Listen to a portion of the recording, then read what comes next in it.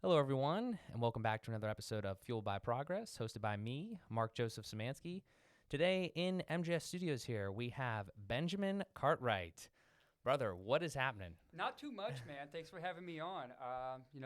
Got to come out to Crafton today. Don't get out to the west side too much anymore these days. Yeah. Living on the east side of the city. You know, here in Pittsburgh, live in Forest Hills. Nice area, but most of my friends live around Squirrel Hill, Shady Side area, Wexford. So I don't get to come out here too much. So it's a nice little field trip today. Yeah, definitely. I appreciate you coming out, man. Like I said, I didn't know you were out that way, but I appreciate you taking the drive. Oh, I mean, hey, you're local. Like if you would have said you were Washington County, I would have been like, hey, maybe Zoom that call. But you're like, hey, I'm on the west end. I'm like, I can be there, bro. Nice. I appreciate it. Yeah, I think it's a little better too, like in person, because we get to kind of sit down at the table here. The thing we got all the ginger ale. Oh yeah, I got my ginger ale. Thank you. Every brand available, by the way. So.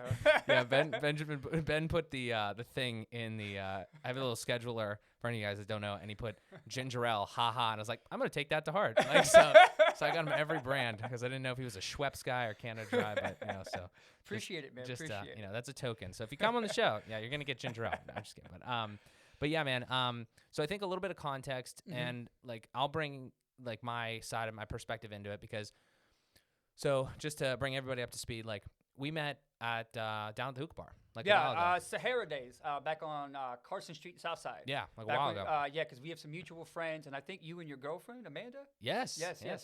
Great memory. She was down there, and I met her, met you. Yeah. I think Dan Cuja was down there too. Yeah. So like I remember those days because we were talking about going to H2O that one year. And it fell through. Yeah. So back in the good old days, when you could actually do a lot more, I guess. But it's getting better now. But. It's getting better. Like I'm just thankful we live in Pennsylvania because like we have some restrictions here in this state, but they're not as bad as California, New York. Yeah. Like I got friends that live in New York City. They're like, I can't wait to get out. Yeah, that's crazy. Wait. Yeah. Not just because of the cost of living, but just because they can't do anything. Yeah. And I live in the suburbs, so at least I get some go in my backyard, no mask, whatever. Right. But a lot of my friends in New York, they live in apartment buildings. Yeah. So it's like, what do you do if you live in an apartment building? Like as soon as you leave your front door, you got to mask up. Yeah. It's rough. Yeah. Especially California too. I think is pretty strict with a lot of the stuff. But again, at least it's nice weather there. Yeah. Well, nice weather's not going to compensate. That is true. For it. That is absolutely true. Yeah. So when we met, like again, mutual friends and stuff like that, and I think I don't know when we friended each other on Facebook, stuff like that. And I've been very interested in you. I was so happy you reached out to me the other day because as we mentioned, but to again bring people up to speed, is I wanted to have you on the show because every time you post something, I'm like, that really makes me think. Like it's something that's like related a lot of times to current events and things that are going on, but it's you always do the signature, I think, like the ... before you post. The ellipses. I've been using ellipses. Like I don't know what. I think it started when I was in high school. Yeah. I was on a political forum called politicalcrossfire.com. I don't think it's a thing no more. I mean, this was like I'm 35, so this is like 17 years ago. Yeah. But I started doing ellipses. Yeah. Just to open my post, and that transferred over to everything I do. Instagram, like anytime I'm online, writing a message, ellipses. Yeah. Like it just stuck with me. That's a signature move. I mean, because every time I see your post, I'm like, damn, that's Ben. And it's like, but the thing is not just the ellipses, but even like I actually this might be reading way too into it. But when I see that, I actually kind of think it's like, okay, so you hear a bunch of noise nowadays, right? You hear a bunch of noise in the news and online and all this other stuff. And then, you're scrolling through your Facebook feed, for instance, and I see a post by you and it's like ... It's like almost signaling. It's like, okay, here's what's happening. But did you think of this? Like, have you looked at it from this perspective? And then you give a very insightful take on, and I'm not just blowing smoke up your ass. Like literally every single one of them is like, wow, that's really interesting because. And we don't need to go deep into like the politics part of it because I know that's not it is kind of like a dead issue like we talked about off air, but it's like but the grander concept of it is something that I really appreciate that I just kind of wanted to have you on and get more of your thoughts. Well, because people don't really think about those kinds of things because honestly, when you participate in politics at any level, people are going to vote for what affects them the most directly. Right. And there's nothing wrong with that. Right. If it's not happening to me, it doesn't mean it's not happening. Right. But it's not affecting me. Right. So I'm not going to understand the whole veracity of the issue. Right. Unless it's affecting me personally. And the thing about it is, though, because of that, people tend to laser focus on their issues, or they laser focus on how the issues are presented to them through the media or other outlets. Because I'm not a fan of the media. Yeah. And, I don't need Donald Trump to tell me that. Right. Like, I don't need fake news. Like, it is fake news. Right. It's all a business. Yeah, yeah. I agree. Like advertisements, news, all this stuff, it's a narrative. It's not journalism. Yeah. And when, that's what happens through the political lens is because people in this country, they have conversations through the lens of the narratives driven by the media. Right. They don't have conversations led by, their own thoughts, their own concepts, their own ideas. Yeah. And that's what I try to do on Facebook and, other outlets. Right. And I appreciate your words just because, I do try to strike up conversation and get people to think. Right. For instance, I was talking about climate change one time on Facebook. And the point I made is I do think that human pollution at, extensive levels can affect, potentially the climate, the ozone layer, all that. Absolutely. And either way, pollution's a problem in general. But the way it's presented politically to the populace is basically corporations deferring their actions onto regular people. Like, how am I more responsible for climate change or global warming pollution when I own a modest 2-bedroom house and a single car than a corporation who's using slave labor in Africa to get minerals out of the dirt? Yeah. And that's the whole conversation. They throw Greta Thunberg out there. I don't hate the girl. Obviously, Right. she's a teenager. Right. But she's a mouthpiece. And it's all to sell this version of the climate change conversation that has nothing to do with the actual aspects of pollution, climate change. Because a lot of Western countries, they can brag about lessening their CO2 emissions because all of those CO2 producing manufacturing plants got shipped to China and India, 2 countries that don't care about pollution. Yeah. So we get to brag over here we lowered carbon emissions by half a percentage point. Yeah, but it's over there. you just shipped it overseas. Yeah. You didn't actually get rid of it. Right. But going back to the original point, it's just they make people talk about conversations that are important through a lens that's presented to them by the media.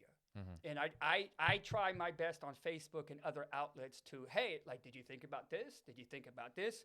And, I'm an anarcho-capitalist. I'm not a Republican. I'm not a Democrat. I didn't vote for Trump. I didn't vote for Biden. And, my whole outlook, especially when I talk about politics, I talk about the government in general. I talk about what I think the government should be stepping up and doing for other people.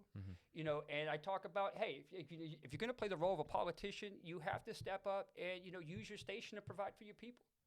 Your station doesn't exist for your people to provide for you. Yeah. Can you elaborate? I kind of have the idea, but to talk about that, because I think it is an important point, because I really have a problem, especially when you pay attention, Democrat versus Republican, and a lot of people just don't even know where the hell their allegiance lies. It's oh, I'm just a Democrat because I like one thing that Joe Biden said, or the media said, or this, that, or the other thing, or I'm a Republican because, I'm conservative in values and all that. But I really hate the bucketing thing. It's I don't like it too, bucketing, pigeonholing, whatever you want to call it. It's just, I don't, even if I weren't an anarcho-capitalist, I still would be an independent. I've always been an independent. I've never been registered with a political party. And a lot of that's because I don't want to become the individual who feels like I have to fall on the sword for a bad candidate my party puts up. Right. Or I have to defend, what my party does. Right. No. It's my vote means a lot to me, even if I don't use it a lot. And I don't use it a lot because it means a lot to me. Right.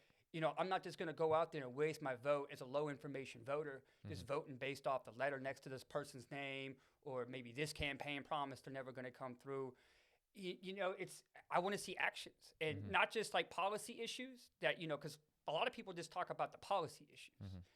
They don't talk about the everyday governance. That's important too. Your candidate might be pro-choice, pro this, pro that, and you're all in line with that, but how are they going to govern day in, day out?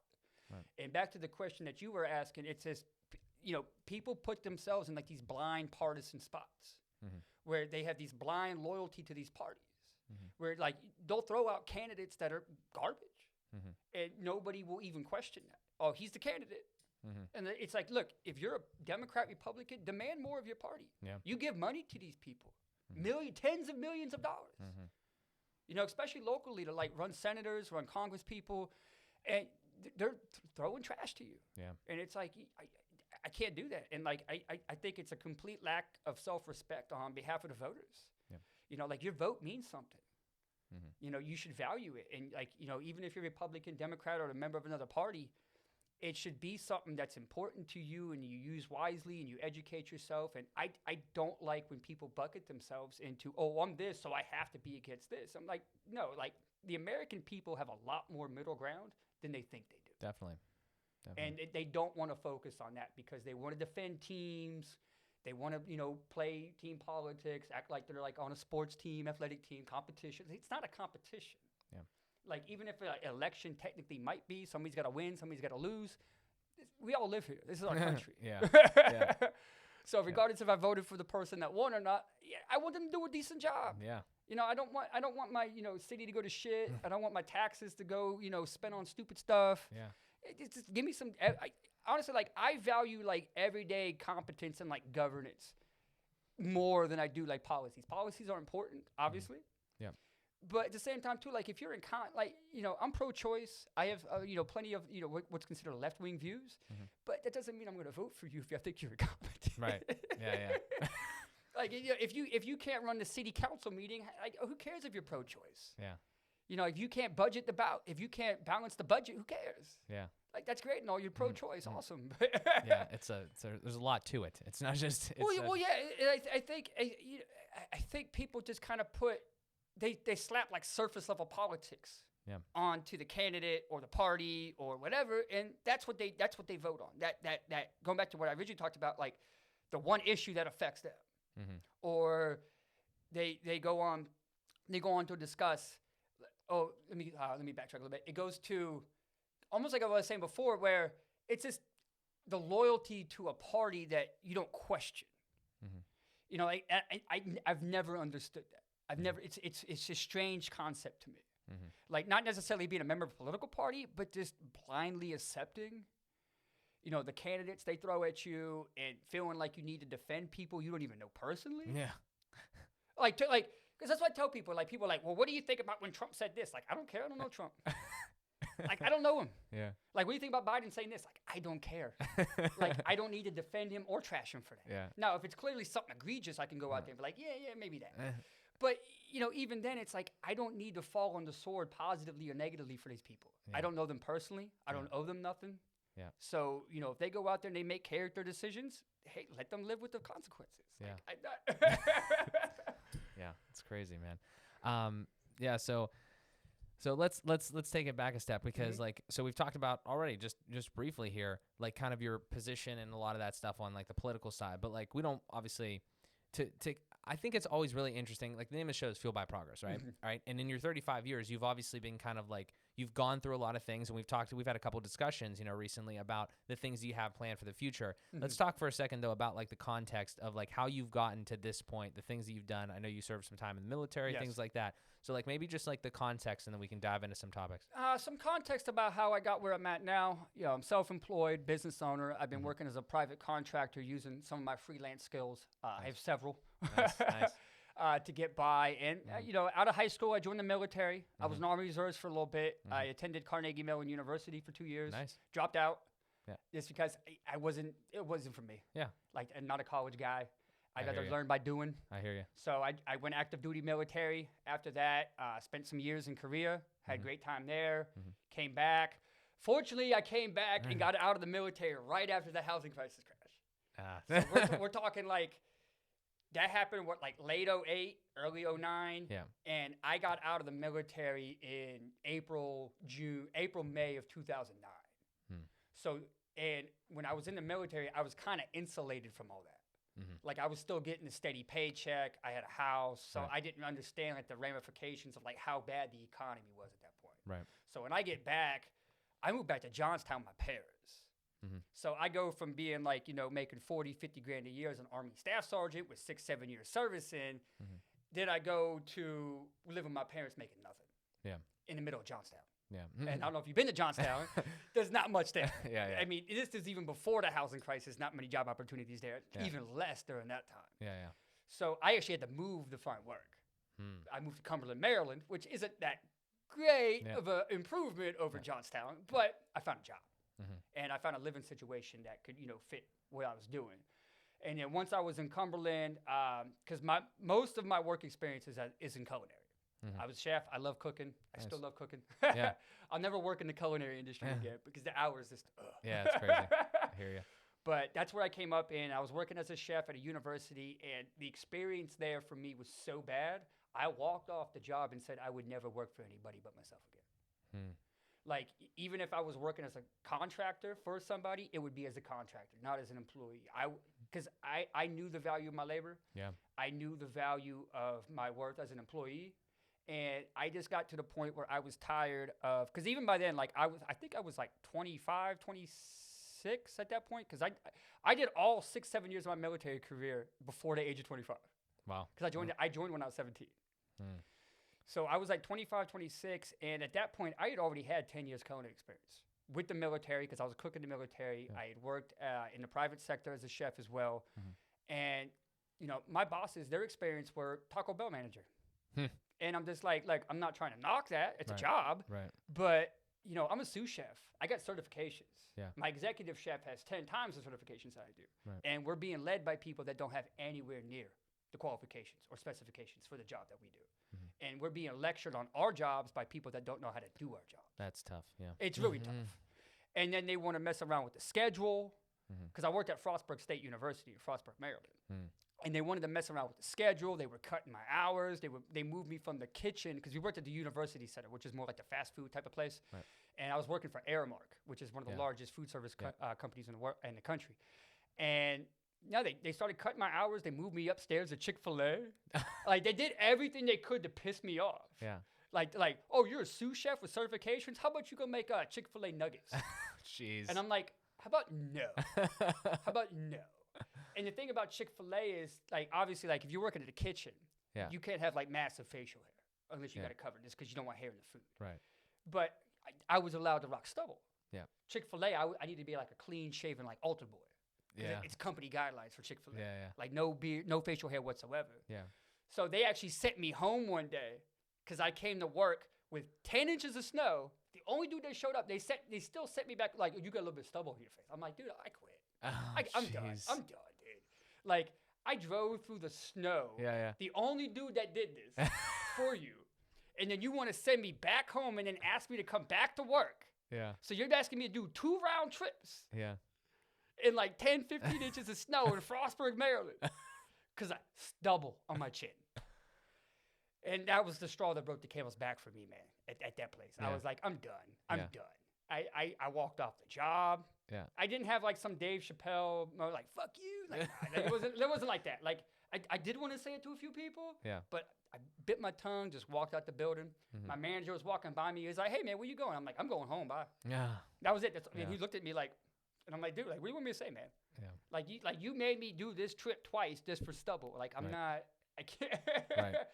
But after that, you know, I talked to my parents because that was my job. And I was really concerned about, like, hey, like, how am I going to support myself if I don't have a job? At the same time, too, like, I can't stay at this job. I can't because it's dead end. Totally understand. It's completely dead end. And it's not just because of the fact that, you know, I knew and had more experiences than my bosses. It was just the fact that, like, I knew I was going to go nowhere doing that. Excuse me. Yeah. So I just ended up working for myself. And, you know, I told my parents, I'm like, look, I don't care if I make 20, 30 grand a year for 5 years. I'm going to be successful. How did that start? What was your first endeavor? The first endeavor I got into, I know a lot of people in New York. I'm friends with former club kids, one of whom who recently passed away, Michael Alec, OD.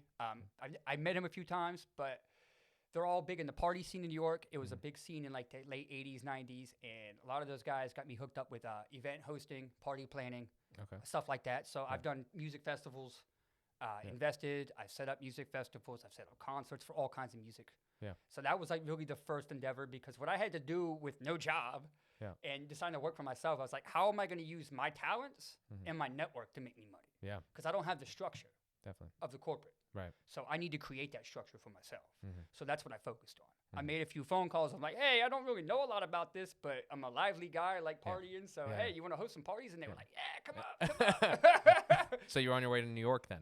I didn't live in New York, but I did travel up there often enough to do what I had to do. Interesting. You know, so it turned out pretty well. Interesting. Yeah, it's always interesting for me to hear people like yourself stories where you're all over the country, at least all over the region, and then East Coast. I'm an East Coast guy. Yeah, and then it's like me. I was like, I've just lived here. Like I haven't really gone anywhere yet. Well, so it's interesting. I was born in Pittsburgh. Well, excuse me, born in Johnstown. Lived in Pittsburgh for a little bit, but then I went to Northern Virginia because my dad got a job down there. Yeah. So I was living in Manassas Park. Graduated Manassas Park High School class of 03. Aging myself a little bit. But, so, I mean, East Coast, I've been up and down the whole East Coast, man. Like, from Maine to Florida. Oh, jeez. I've seen it all, dude. Yeah. I think the only state on the East Coast I haven't been to is, like, Rhode Island. That's just a small one. You're good. Yeah. It's kind of the same thing. They're all the same up there. Jeez, but. Like, growing up, too, it's just funny because, like, in Northern Virginia, I was maybe a half an hour drive away from D.C. So I would go to D.C. all the time. I was in the nation's capital all the time. Yeah. So it was really weird when I met an American who had never been to D.C. before. Yeah. I was like, have you ever been to D.C.? They're like, no. I'm like, you ever been to your nation's capital? Yeah. But of course I was young. Right, But then I realized, like, oh yeah, we got a big country. Yeah, it's pretty far from like the West Coast. Yeah, certainly. That's crazy. It's not like people from Cali are just going to drive to D.C. one day for a day trip. Yeah. So how did that continue to go then? Like as far as your self-employed ventures and stuff? It went pretty well. I just started out doing that. I knew it wasn't something that was going to last forever, and I didn't see myself long term as like a party host. Yeah. I was just kind of like having fun, making money, getting my feet wet. And main thing I was using it for was networking. Yeah. Because networking's king, man. Yep, definitely. You can't do jack and nothing in this industry if you don't have network. Yeah. And a lot of people try to go into entrepreneurship or business ownership by themselves, and I'm like, yeah, it's like, look. Yes, it's cutthroat. Yes, there are people that you can't trust and shouldn't trust, but you need that core group. Like you need a core group of people to like actually get you through and pull favors, and that's what I worked on. When I was hosting those parties, like I wasn't just there getting shit faced. Like hey, if I met somebody, he looked like they looked like they were legit. I took a phone number, started a conversation, see where it went. Yeah. See what And even though some guys didn't end up working out, I at least got, one or two jobs out of them. So, I mean, that's money in my pocket. Definitely. And, I just, that's the kind of initiative I don't think a lot of young people, especially, take these days. Yeah. Like, you see a lot of people complaining about this or how do I improve my situation. I think we talked about this on the phone the other day. Yeah. We were discussing. I was like, it's like, look, even if you're working at a dead-end job right now, get a skill. Yeah. I talked about my friend with you who found out how to make soap. Yep. An idea that most people, I think, would laugh at. Yeah. Well, it's fucking crazy. I mean, it's so essential. It is essential, but like, I mean, nobody, like, very few people are going to be sitting in the living rooms being like, "Hey, man, let's go make soap." But he did it. He got out of the military. He was battling alcoholism. He got sober. Yeah. He found Christ, and then he learned how to make soap. And now that business is on the verge of making him $100,000 or more a year. That's it, man. And you just have to take that initiative. Yeah. You have to. Like, I walked off a job. Yeah. To go do anything to put money in my pocket. Yeah. That was. Let me ask you this question first. How old did you say roughly you were when you started your self-employedness? I would say roughly about 26. 26-ish? 27-ish. Okay. Around there. Because here's my perspective on this, because I talked to a decent amount of people, like, so I don't know if I've ever told you if you know my story, but like the people that they might know on the show here, I left my job about a year ago, so in early 2020, right before the pandemic and everything like that. I've been working for myself ever since, and it's lovely. I mean, like, it's great, it's fantastic, exactly how you felt. I was that whole story resonates with me. It's like you're just not happy anymore. You don't enjoy it, and then once you have that epiphany, it's like. I just tweeted this the other day or something. It's like, imagine if you worked as hard as you do for somebody else, but you did it for yourself on something that you loved or something that, just a skill, any sort of thing that you enjoy somewhat, and that can ultimately make you money. Like, your life's going to be incredible if you just fucking do that. So, like, it's really interesting when I talk to younger people now that are like, either the young people that are going into college or in college and they don't know what they want to do, and they're working. Maybe they have like a little side job or whatever, but they're going to school, or they're in this age bracket here between, like, I would say like 20 and 25. And it's like, they're lost in a sense. I just feel like there's a lot of people that don't know what to do next. And I'm like, exactly. Like, you got to find something. Well, they don't know what to do next because our economy's changing. And I think COVID accelerated it. And what it accelerated was decentralization.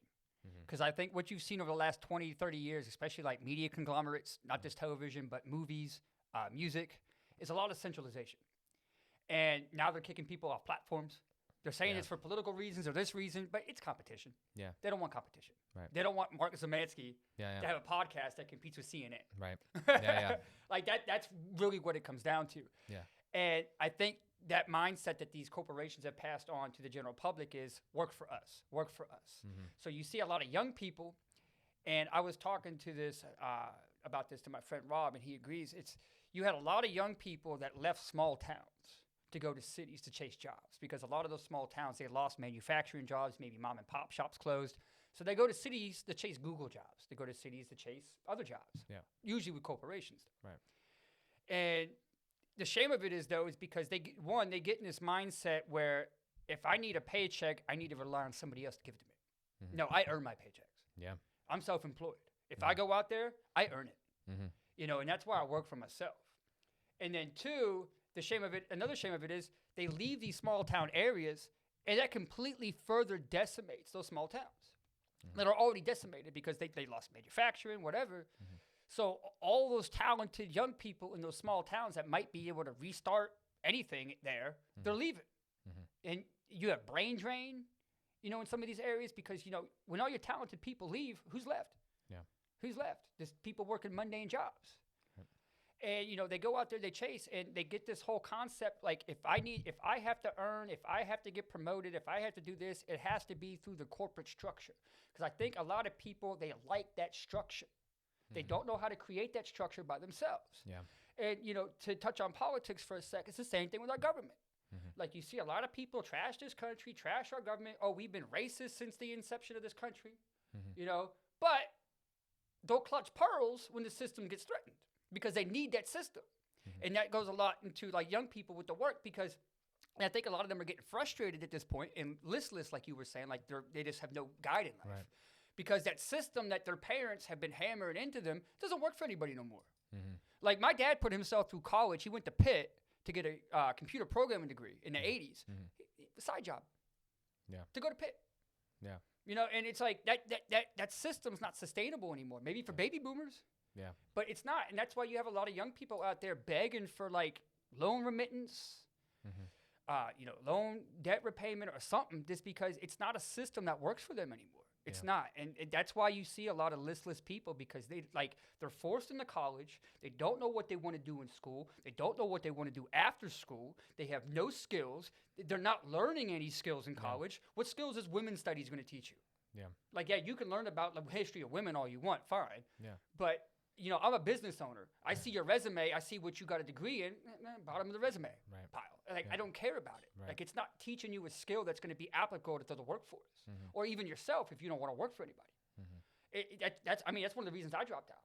Yeah. Just because of the fact that what I was learning in school, I was going to learn better and do better just by throwing myself to the wolves. Definitely. And doing what I needed to do. Yeah.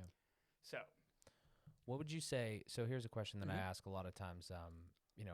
I normally frame it as, like, okay, what would you say, like, to your kid, for instance, like, if they're coming of age of, like, to go to, like, going through high school, going to college or whatever like that, but just in general, what would you tell somebody that's, like, 18 or 17, 18 or whatever, and they're not sure, they don't know whether to go to school, or, like, what would you tell the youth, like, your perspective on that? I would tell them not to go to college unless it was for something that they necessarily needed college for. Yeah. If you want to get a medical degree, you want to get STEM, something like that, sure.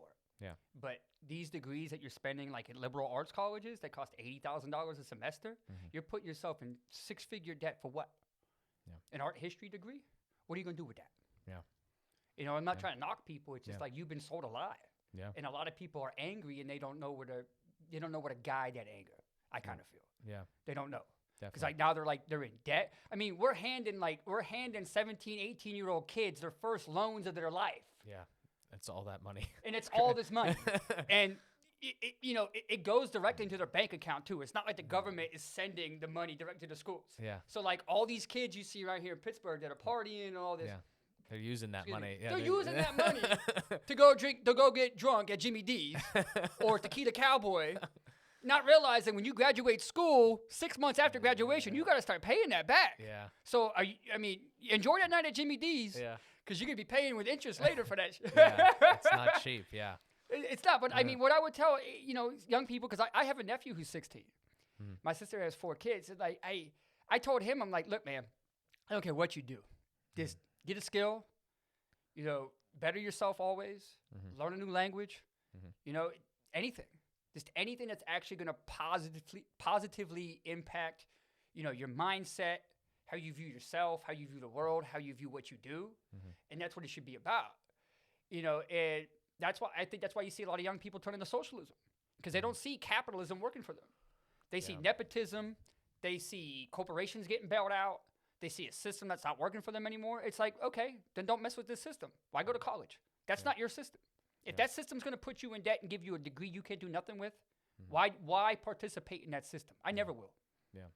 And that's one of the reasons, like, I pay taxes, but I rarely vote, man. It's just because it's why participate in a system that I think doesn't genuinely care about the American people. Yeah. Like, there's no point.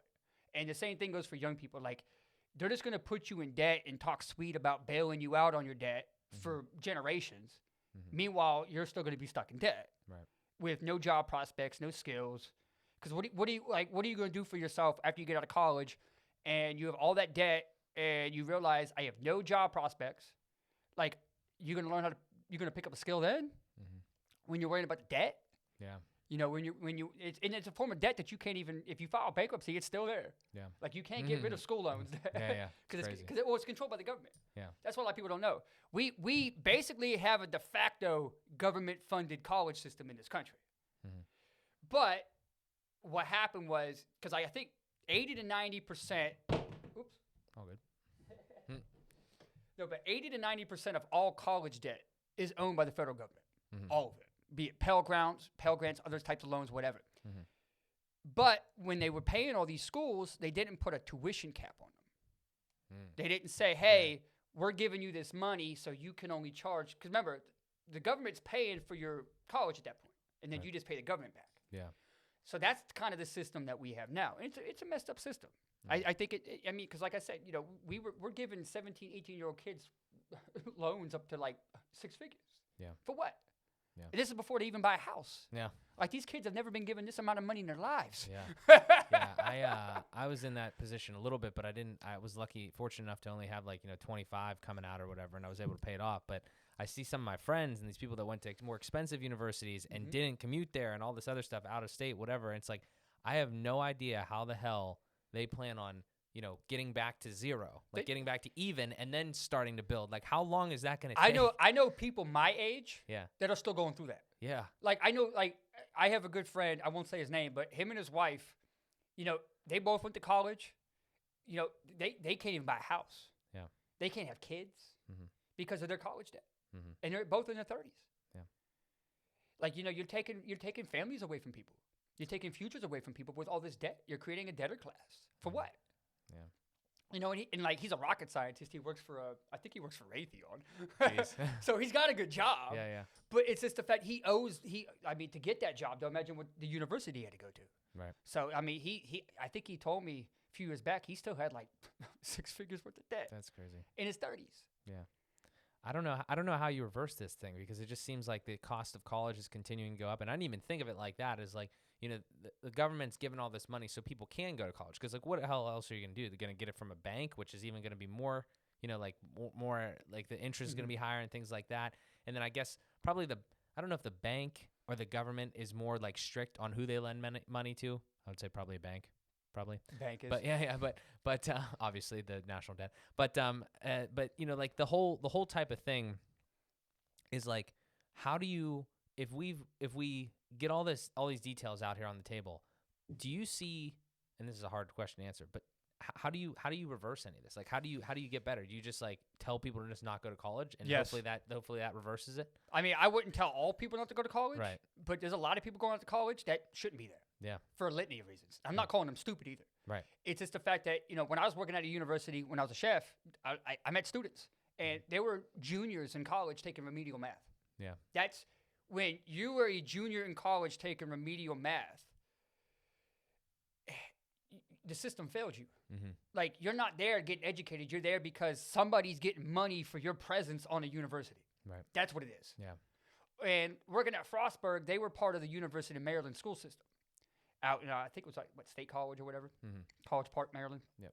And what they would do is they had like this diversity initiative program where like they would send like, inner city African Americans, typically, young black men to, school. And like, hey, I'm all for that. But they wouldn't send them to Maryland. They would bus all these kids to Frostburg State. Yeah. So you had a bunch of young kids that grew up in like inner cities and whatever, like their experiences. Now they're in like small town Frostburg, which has like 5,000 people. The school's larger than the town. Yeah. And, you talk to these kids and like they know they're just there because they're a number. Like somebody got paid because that individual got shipped from Baltimore to Frostburg for diversity. Yeah. That's rough. Yeah. I don't know, man. I guess it's a hard problem to solve, like on the big picture, but like at its core, though. I mean, that's what I try to tell people. Though I'm glad that you had that perspective. I'm glad that it seems to be one that makes sense in a way where you just say like, yeah, don't spend all that fucking money if you don't have to. Like, don't. No. And then you see like foreign countries, because obviously there's a lot of like Chinese foreign exchange students, Saudi foreign exchange students here in Pittsburgh. And, I'm friends with a lot of Saudi guys, and, a lot of them go to RMU. And I talk to them, and, like, their government hooks them up, dude. The government, like, I think the one guy I talked to at the hookah bar, he used to work there. He moved back to Riyadh recently. He was saying Saudi government copped out, like, $2 million just for him to go to school. Oh, my gosh. And that's the thing, though. Like, you can invest in your young people, but are we investing in the correct way? Because I'm here in a country like Saudi Arabia is one guy, $2 million. Yeah. Like, they pay for your books. They pay for all that stuff. That's crazy. And they send you to RMU, which is a good school. Yeah. And what do we do? And, like, you look, too, like, I went to CMU. And there's a big Chinese foreign exchange student based there. And they're all engineers. Like, they're all engineers. They're taking, like, mechanical engineering, electrical engineering, all sorts of shit to, like, build shit. What are American college students taking? Feminine studies. Yeah. So you have foreign exchange students that are coming to this country taking full advantage of, American education. Because when they go back to their home countries afterwards, that American degree is astounding. Like, oh my God, you got educated in America. That's a big thing. Over here, it's like, hey, whatever. It's because we know the reality, and we know what your average American college student is like and what they're taking in college. Yeah. They're not like, like I talked to like a lot of these Saudi kids. They're taking engineering, they're taking STEM, something that they can take back home and like do something with. Right. So like with this whole system, we're educating the world. Yeah. Which I have no problem with. Like they're taking advantage of it, but we're not taking advantage of it. Like if I'm gonna send my kid to school, like he's gonna be building something, saving lives, something. Like not arguing about left-wing politics online. Like that's not a career. Well, I mean, some people make it a career, but it's like it's. But well, it's not a career; it's a hustle. even if you did that, I mean, that's even like a good point. Is like, there's just so many things nowadays where like I often look back at my experience, which again I didn't have like a crazy amount of debt or anything like that. I commuted to Pitt for 4 years, right? So it's like as minimal as possible. But the thing was, I got a degree in information science, which is like technology, business side of things, but I honestly feel like I'm not sure, and maybe it was just me being immature at the time, I don't think that I got enough value nearly for the amount of money that I paid, and I didn't even pay a lot, you know what I'm saying? So it's like, I often wonder, I don't regret about it because I don't think that's a good thing to do, but I often wonder, like, if I took those 4 years and I would have spent it, like, working a job and coming home and, like, like some sort of something, like building a skill, like even on the side, like learning how to build, like I build websites now. If I would have started that earlier, there's so many free fucking resources online nowadays. Like YouTube is a wealth of information, and you could just I'm teaching myself a foreign language on YouTube. That's crazy. That's crazy. Well, there's college professors too. Yeah. That do lectures on YouTube. Yeah. Good college professors. That are worth their shit. And I'm like, I can watch their, like, why would I attend college? Yeah. I can watch a psychology professor give a nice lecture from the comfort of my living room. Yeah. Like, what's the point? And you might honestly, like, even appreciate it more, because I feel like a lot of times kids go to school and it's like they don't want to be there, and it's like they're just walking through it, or they're skipping classes, or this, that, and the other thing. It's an extension of high school where you get to drink booze and party. That's what college has become for a lot of kids. Like, it's like, it's just, you talk to a lot of young people about college, like, oh, what you do in college? Oh, I partied and got shit-faced and cake stands. I'm like, what about, like, learning how to do anything? Is that cake stand going to pay your mortgage? Yeah, that's crazy, man. It's, that's a lot there, man. And, like, I don't know, just, like, even financial education, I think, is really bad in this country. Economic illiteracy is horrible. Yeah. Like, people do not understand. Like, and I'll bring Trump up here.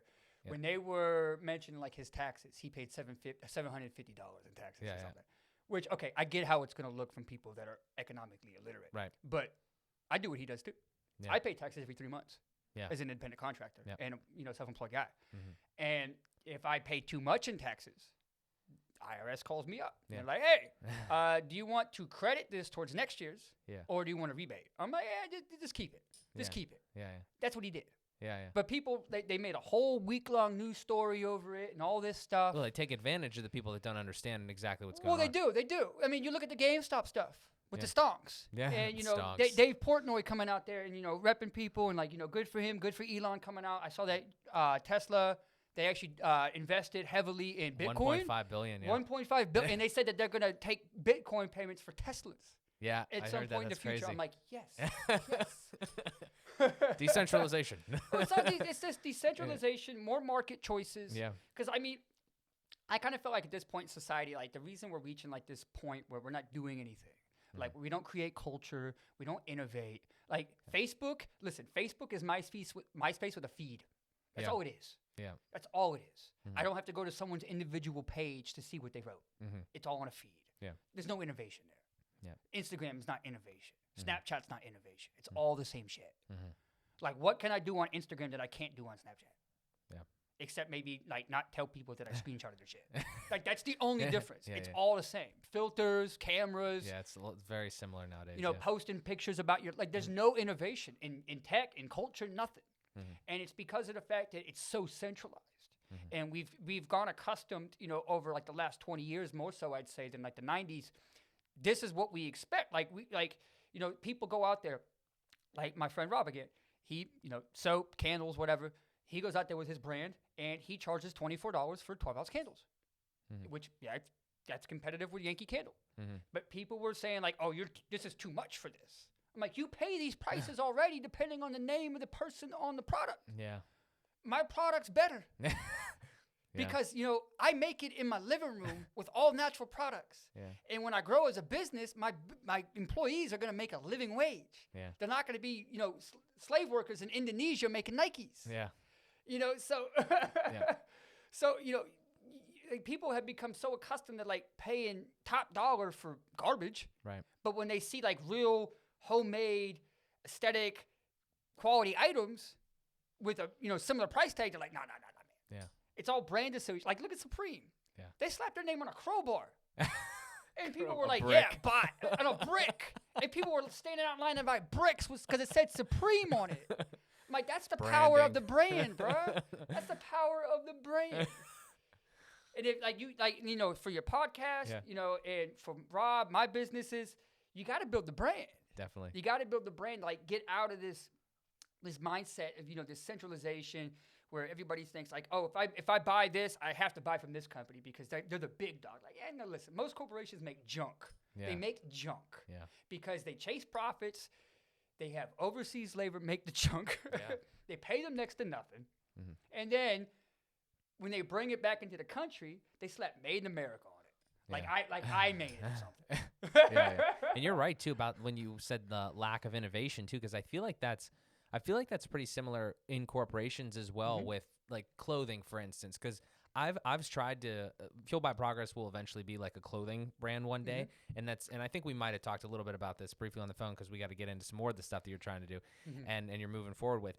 But the clothing aspect is really interesting because I'm starting to realize nobody really makes their own shit. It's kind of just all over there, and it seems like it's just a bunch of different factories kind of all doing the same type of thing, and then they just slap a different logo that's what it on is. it. That's what it is. Yeah. That's what it is. Because I lived in Korea for 3 years, right? Yeah. When I was in the military. My entire active duty military career was spent in Korea.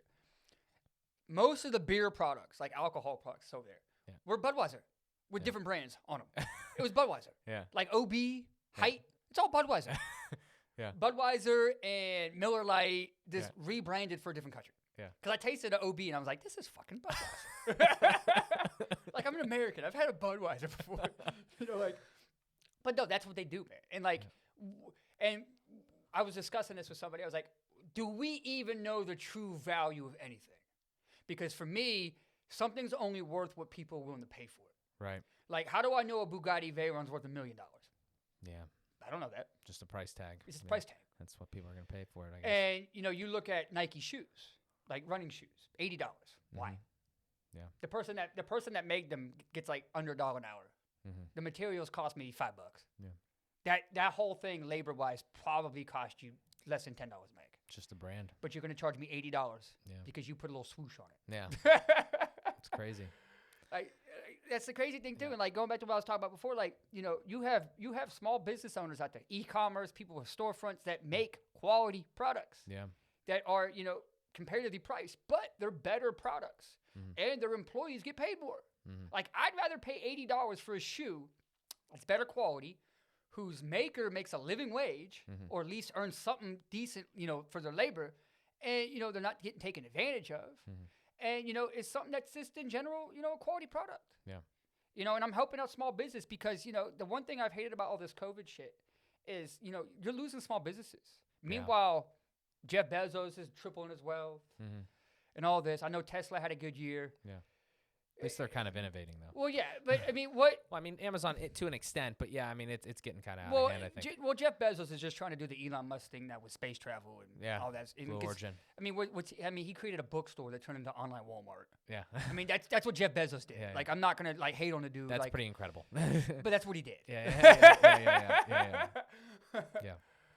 It's interesting, but yeah, I don't know. That's a tough thing for a lot of people to swallow. I think, especially just the ramifications that 2020 and who knows how long beyond has had on. I think very much beyond, Yeah. because I think decentralization is going to be king. Yeah. One thing you notice under COVID is supply chains. Like, you've heard the term globalism. Yeah. And we are in a globalist system. That relies on natural resources and cheap labor from overseas, and they ship goods to us. Like, this is very much a consumer society in the United States. So is Western Europe. It's not a job society. It's a consumer society. You will consume products that we make overseas with cheap labor. Yeah. That's what it is. And I think a big wake-up call is, with supply chains, like, hey, look at what happened with the mask. We didn't have masks. And then people were like, well, they're made in China. Well, why are they made in China? Like, because at some point, supply issues become national security issues. Right. Because if my country's going through a pandemic, but I have to rely on a foreign country that I'm not on the greatest terms with for PPE, am I going to have PPE? Yeah. Or what if the United States doesn't manufacture as much anymore, especially steel and products like that. So if the country that we're buying steel from decides they don't like us one day, or we go to war, where are we going to get steel? Yeah. I mean, that's one thing that got us through World War II. Was, a lot of women stepping up into the workforce and manufacturing plants while men were all fighting. And, we rebuilt the whole fleet in Pearl Harbor within a few years. We couldn't do that now. Yeah. There's no way. Yeah. we don't produce enough. Yeah. And what we do produce is to just bomb Iraqis. Yeah, it's crazy. It's crazy, man. Yeah, I don't know. I think that something definitely needs to change there, like you said, because there's not enough going on here. Well, more investment in small towns, more investment in small businesses. Small businesses are the heart and soul of any community. I don't care about corporations. I care about small businesses. And what I like about small businesses, like when you go, even here in Pittsburgh, when you go to different neighborhoods, like we have a lot of Slavs, a lot of Turks that live around here, a lot of Arabs, Jewish neighborhoods. You go to these neighborhoods, you know immediately who lives there. That's because of the small businesses. Like you see the restaurants, you see the clothing stores, you see the mom and pop shops. Yeah. So you know immediately the culture, of that neighborhood. But you don't get that in like these gentrified neighborhoods. Yeah. Like you go through East Liberty anymore. I wouldn't even go to East Liberty when I was in college. Yeah. Unless I was looking for like, a quick fix of some kind. Now it's white liberal bougie heaven. Yeah. Like I go into East Liberty, I don't even recognize it anymore. Yeah. I make apartment buildings, milkshake factories. But where are the small businesses? I don't want to go to a milkshake factory. Yeah. I want to go to a small town creamery. Yeah. That's what I'd rather go to. Definitely. It's like it's definitely something. Yeah. I mean, I don't know. I'm trying. The one thing I like to talk about though too is like solutions, and I don't see solutions. When you start to talk about them, it's like how big are they? You know what I'm saying? Like it seemed like it's one person at a time, man. Yeah. You can't really. It's not going to be a mass movement. Yeah. People have to see others doing it and succeeding at doing it before they might get the push to do it themselves. So it's not going to be something that like tens of millions of people are just going to do, especially when they're so wrapped up in this system and when you have a lot of young people wrapped up in college debt. But for guys like ourselves, you just got to take the initiative, man. Yeah. You started a podcast. You got a whole studio here. Yeah. I got several businesses that I'm working with and working on. And yeah, it's just going to come down to that. It's going to come down to people taking risk. Definitely feel you.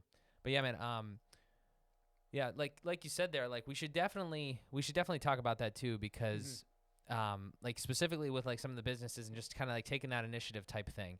I'm really interested to kind of hear more to the story of what we kind of talked about, the past few days, like on the phone and everything like that. So we talked, we've talked about a lot of different things to this point, but right here, like moving forward, what are you trying to do as far as like, making a difference, I guess you could say? Well, I mean, well, I don't know if that's I wouldn't know about making a difference, but I will say. Well, there's a couple of things that you said that I think are pretty impressive. Well, true. Yeah. But for me personally, I started a business last year because I saw what was going on in cities like Minneapolis and all that. And like, I respect peaceful protesters all day. Yeah. It's a human right, but I saw riots too. And, I saw people asking for, to defund the police, dismantle the police. And I'm not a huge fan of cops. Right. Like, I'm not ACAB or nothing. I'm not going to, like, talk shit about cops. Right. But as an ANCAP, I'm not a huge fan. But I saw the writing on the wall because it's like, if you're going to defund police departments, the city councils are basically going to de facto use cops as private security. And it's going to leave people out in the streets with nothing. So me, like just having my military experience, shooting at the range often, because I do conceal carry, I am a gun advocate, gun rights, self-defense rights are human rights to me, in my opinion. Yeah. And when I went out there, excuse me. Yeah. But I saw what was going on, and I hit up a few of my friends that I knew worked in security. Like they were doing K-9 work.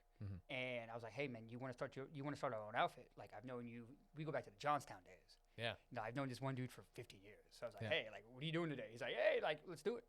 Yeah. So it takes time. Like, I would say for my company, it's called Stonebridge Security Consultants. And we predominantly focus on K-9 security. So if you go to, like, a football game or any kind of event, like a fair, and we search for drugs, we search for bombs, make sure everybody's safe. Outside of that, we can do, like, club security, which we won't do as often, but also like drug sweeps, like I was telling you at schools. Yeah. So universities, public schools, private schools. Typically private schools, because a lot of times those more wealthier schools, they like to keep like drug issues under wraps just for like their reputation. Yeah. So what we'll typically do is go in there with a dog during non-school hours. And if we get a hit on a locker for, narcotics, all these dogs are trained for Schedule 1 narcotics. So everything from like meth, heroin, coke, weed. And what we'll do is we get a hit, we'll just give that paperwork to the superintendent of the school or the representative that we have to give it to. And they do that. They do with that as they see.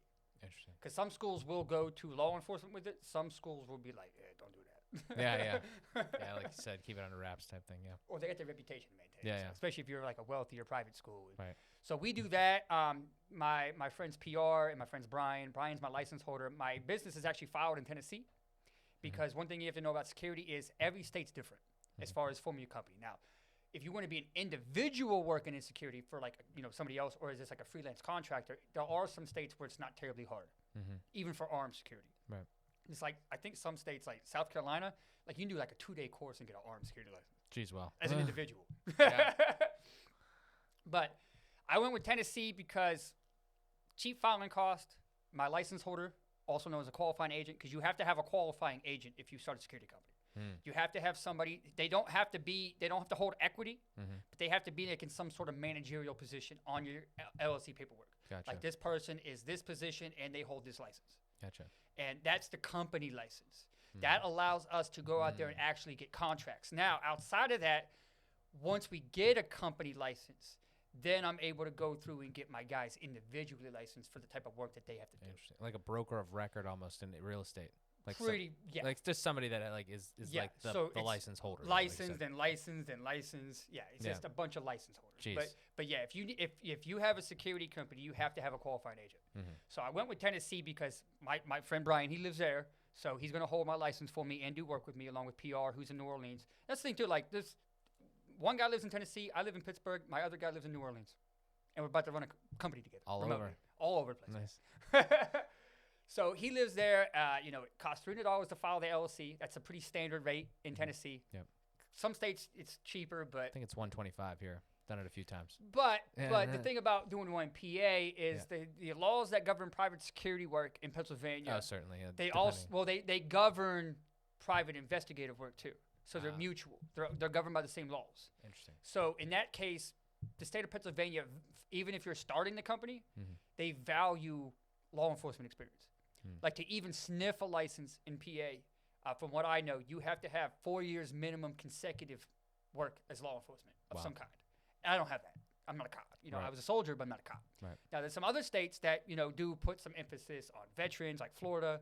Like, they'll help out veterans as long as you have an applicable MOS, military occupational specialty, that lines up with law enforcement. So if like military police or whatever, then it's easier to get a license in Florida. But Tennessee, they're like, nah, hey, come on in, man, come on in. They're like, especially when I was like, I already have a license holder. Yeah. Like I came in with Brian. Brian already has an individual license. Yeah. So once we got the insurance, getting a license on top of that was a breeze. It's okay. Like he's already in the system. Interesting. So and then you know right now we're just trying to. Right now we're not doing a ton of contracts just because we're a small team. So we're still trying to recruit. We're still trying to get people under our wing. And, we have a whole company structure that's very unique to being a remote business. Because I do want this to be like a big business in what we do, but very small in where we work, if you get the concept. Yeah. So basically, we can work nationally. We can work internationally in terms of security, but I run this business out of my living room. And my business itself, like my 2 directors, they're contractors. I can even pay my manager as a contractor. My front office is going to consist of my cousin, Shauna, doing phone calls because she works from home already. She does like customer service stuff remotely. So I'm going to get a local Tennessee phone number, call her up. She's my customer service rep. Yeah. And then I got 2 friends that I'm talking to basically do my front office stuff. So my company is going to be like 4 people. And well, here's the perk too, though, because in terms of government assistance and all that stuff, it's big business versus small business isn't governed by how much money you make. It's governed by how many employees you have. So I can run a company like Stonebridge with me, office workers who are like my core guys, maybe 4 or 5 of us, CEO too. And even though we're bringing in $1 million contracts, making 6-7 figures a year as a company, I'm a small business. Because I have 5 people. Right. So I can still put in for like small business assistance, even though I'm smoking other small businesses in terms of profits. Because I don't have overhead. What overhead do I have? Like I don't have a storefront. Like I got to pay employees wages, but that's part of the job. Right. But as far as like the rest of the overhead, I don't have it. Like my office is my dining room. Yeah. I'm all about lean business. That is fantastic. Well, I think that's where it's headed to anyway. Because like the 3 things that we're predominantly going to be doing as far as Stonebridge goes, because this is going to be my career. I want to work in security. Yeah. It's something I've researched. I have the military background. I have the crew. It's going to get done. Yeah. Because I have worked as a freelancer for a long time, but I've never really settled down and said this is what I do and this is what I would be known for. Gotcha. And for me, that's security. Yeah. Just because I'm a networking beast. I can go out there. I can find the contracts. My guys are going to help me find contracts. So even if this is a business that might take a year or 2, maybe 3 to actually pull some kind of profit from, I can work with that.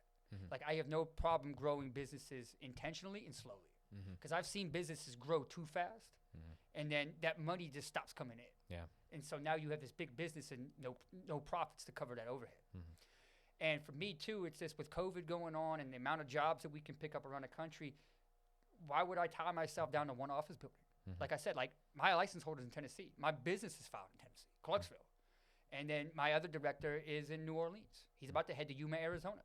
Because his wife's in the Marine Corps, and I think she's getting stationed out in Arizona somewhere. Yeah. So I got guys all over the place.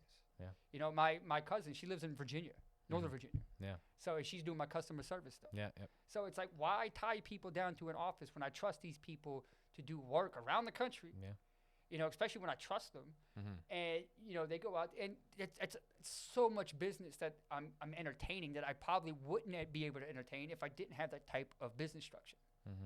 Because even once we start recruiting guys, we're going to go on a team membership program. Because as a business, I want to be in a position to compete for high-end talent. I know that sounds really silly to say, but I'm not one of these other business owners. I want to compete for guys that can get $80 an hour. Because if they're getting $80, $90 an hour, and they can get that genuinely for their services, they're good. I want that guy on my team. Yeah. I want him on my team. Yeah. Because he's worth every penny. So what we're going to do with the team membership program is team members are basically going to be trusted contractors. So you're still going to be contractors, But you are guys that have worked with us routinely enough that we trust you. And part of that is going to be increased pay, maybe some stipends. Because one thing I've discussed with my directors is that we're going to offer stipends because, one, they're contractors, and two, I can't necessarily afford to provide them health insurance through the company directly. Mm-hmm. So what I'm going to do is stipends. The stipends are going to be earned on top of their contract pay. Because they make, I think my two directors are going to be making like $80 an hour, no matter the contract they're on. Mm-hmm. And then they earn that on top of the stipend. So the stipend is what I'm going to give them in order to basically help them pay for health insurance for themselves, their canines, all that stuff. So that's kind of how I have to basically create the corporate model in a more freelance, independent kind of way. Right. Because I don't really want to deal with like payroll taxes and all that stuff. Yeah. I mean, I will eventually because I imagine I'll have at least 2 or 3 employees. Yeah. But So I had to basically recreate like a salary employee with my directors. Like, how do I make you salaried but like not salaried? Yeah. Let me give you a stipend. That's innovative. I mean, that's innovative in the way that you can kind of pull that together because so like one of the things that the show has been able for me to do is like have conversations with people like you and be in like different industries, right? Like I know nothing about like the security industry, for instance. So like. How do you can you break it down even a little bit more as to like really like completely dumb it down because I have no idea. Like all that made sense, but like so for instance, you're in Pittsburgh, everybody's all over the place. Yeah. So are you gonna find people in like are you gonna find a contract and then build a team in like a specific area? Or are you gonna be looking for everywhere? How's that gonna work? Basically, contractors can travel. I mean, some of the guys that have done schools for us or are going to do schools for us, they'll travel 2-3 states over if the money's right. Yeah. I mean, you're talking about contractors. Yeah. You're not talking about wages. Right. So, I mean, as long as the paper's right, they'll drive. Mm-hmm. And you're like, I'm not going to ask a guy to go from, Arizona to Florida. Mm-hmm. But, I mean, if he's willing to. Right. And how long are the contracts? It all depends. It all depends because most contracts are going to be like day contracts. Because, like, my boy, PR, Brian, they've done Saints games. They've done Redskins games or Washington football team games. Yeah. Gotta be careful. Gotta be careful now. But no, so like they've done NFL games, they've done festivals, they've done fairs. Most jobs are going to be day jobs and typically last about 7 to 8 hours. And with K9, your lowest earning K9 like base pay for that type of work is about $55 to $60 an hour. So hey, if you're not happy with $8 an hour at Chick-fil-A, like I'm not saying it's easy because you got to get a dog trained up, but there's something you can do to make solid $55, $60 an hour. We'll leave a link in the description, some contact information for Ben here if you want to hit him up. Definitely become a contractor for sure. Well, I mean, because like we are predominantly going to focus on K9 simply because K9 is high demand, low supply. Yeah. And wherever you have that, money. Yeah. Because I mean, I'm not gonna say that I'm gonna price people out and like overcharge, but hey, if there's a high demand and low supply, that's when you make more profits. Definitely. Because you don't have high skilled people, and going back to your comment, like a lot of people think that security work is mercenary work. I am not a PMC. I am not a mercenary. Yeah. I'm not gonna be in a foreign country shooting people on behalf of the government. Like no, we are insurance policies. We defend assets, whether they are, physical assets, whether they are people, places, whatever. That's what we do. We are an insurance policy.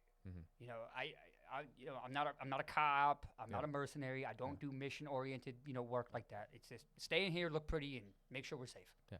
And another maybe a silly question here. Are you going to be doing any of the actual security? Yes. Yeah. Because that's kind of I did go off on a tangent with the last thing, but what I was getting to was there's basically 3 things I hope to accomplish with Stonebridge. So you have the K9 side, which is going to be ran by my license holder, Brian, and then PR, because they're both K9 guys. So they're handling that for me. I trust them unequivocally.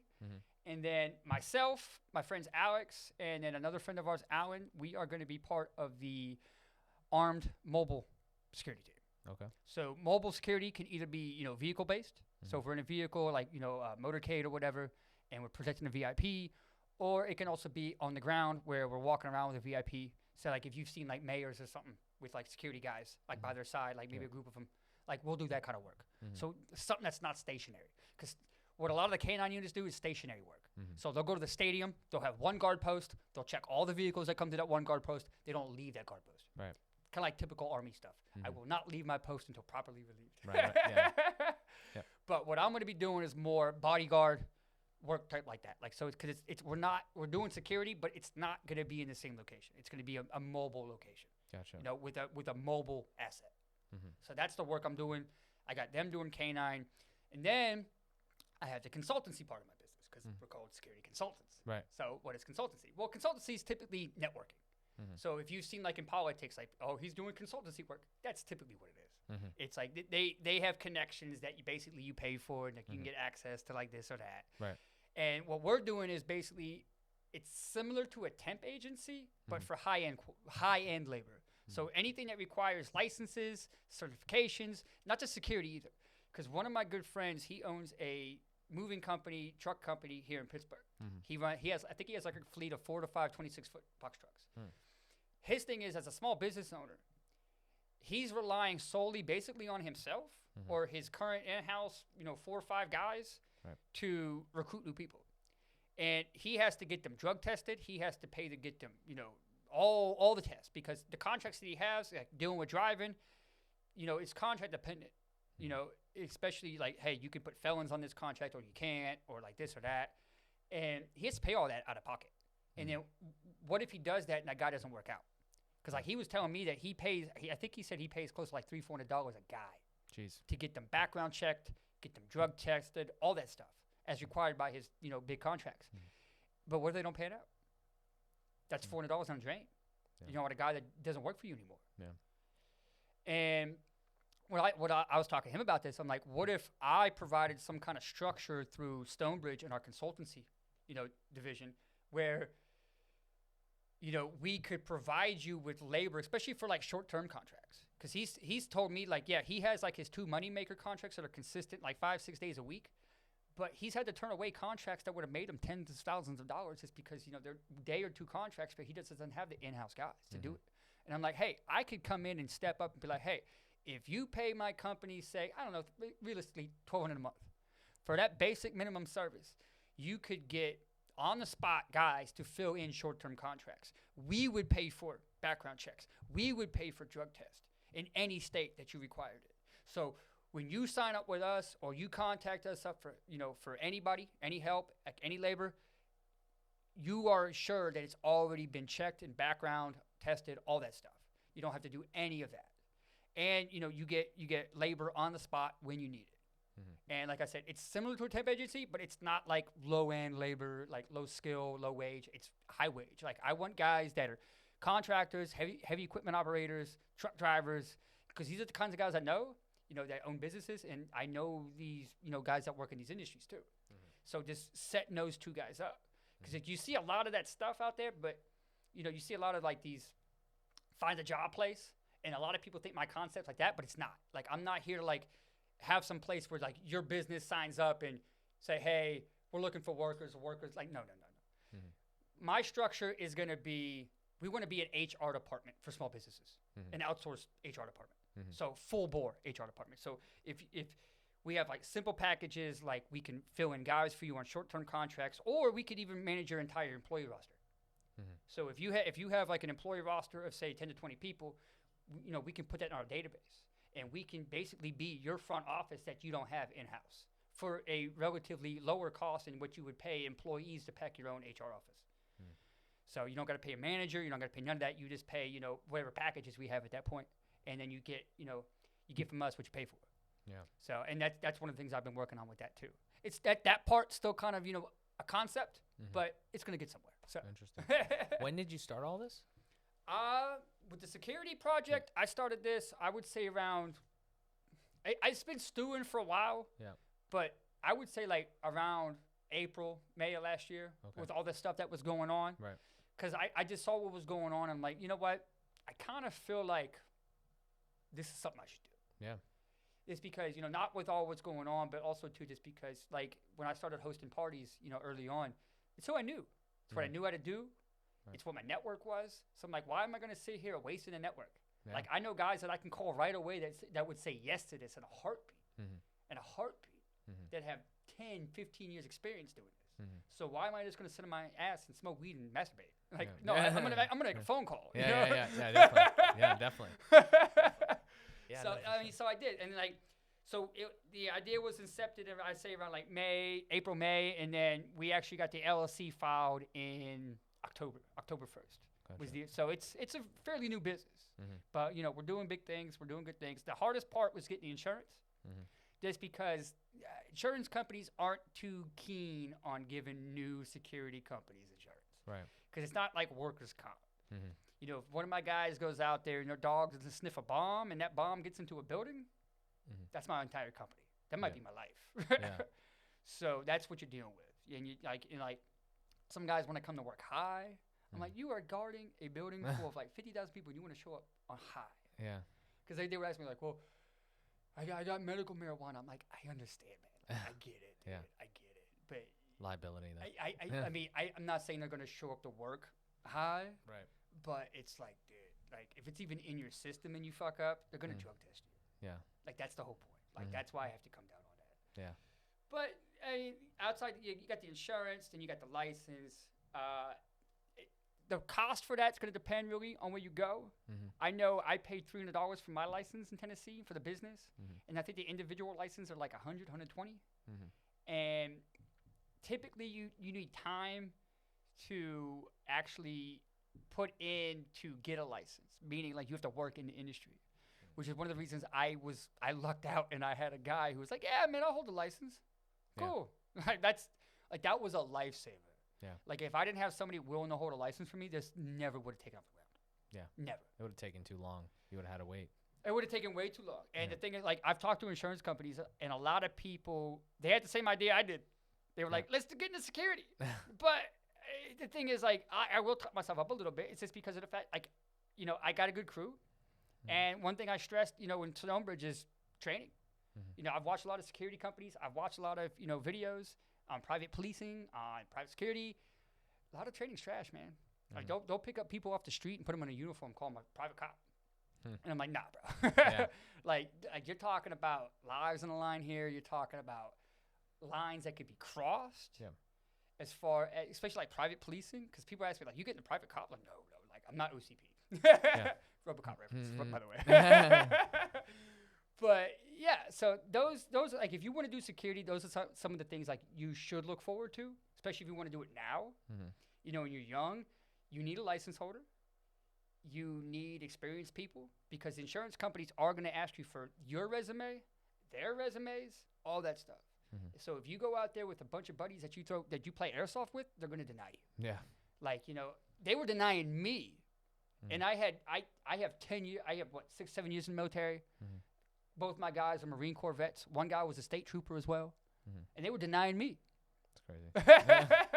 So, I mean, it's just, that's the hardest part. Like, once you get through the hurdle, the rest of it is just, you put work into growing a business. Like coming up with a logo, coming up with a website. We're still working on the website.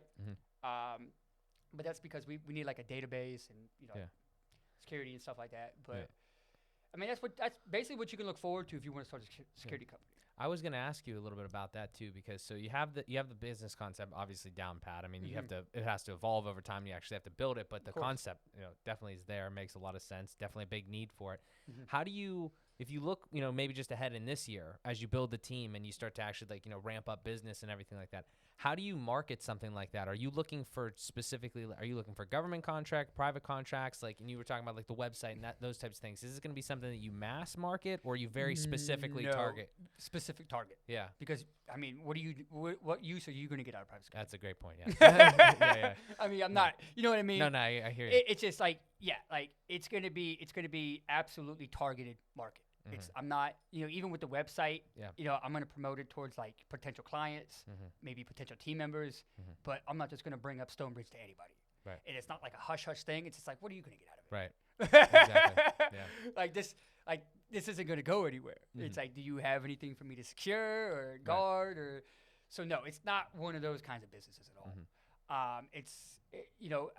As far as like DOD contracts, that's more of a long-term thing, simply because of the fact that, I am a veteran, but the military and the DOD, when it comes to those kinds of contracts, well, one, a lot of them are contracts I don't want to do. Right. Like, I'm not a mercenary. And then two, you have the issue wherein they value military service, which you would think is good for me. Because like, hey, if they're handing out DOD contracts to vets, great. But I'm not a Navy SEAL. Right. I'm not Spec Ops. Those are the guys.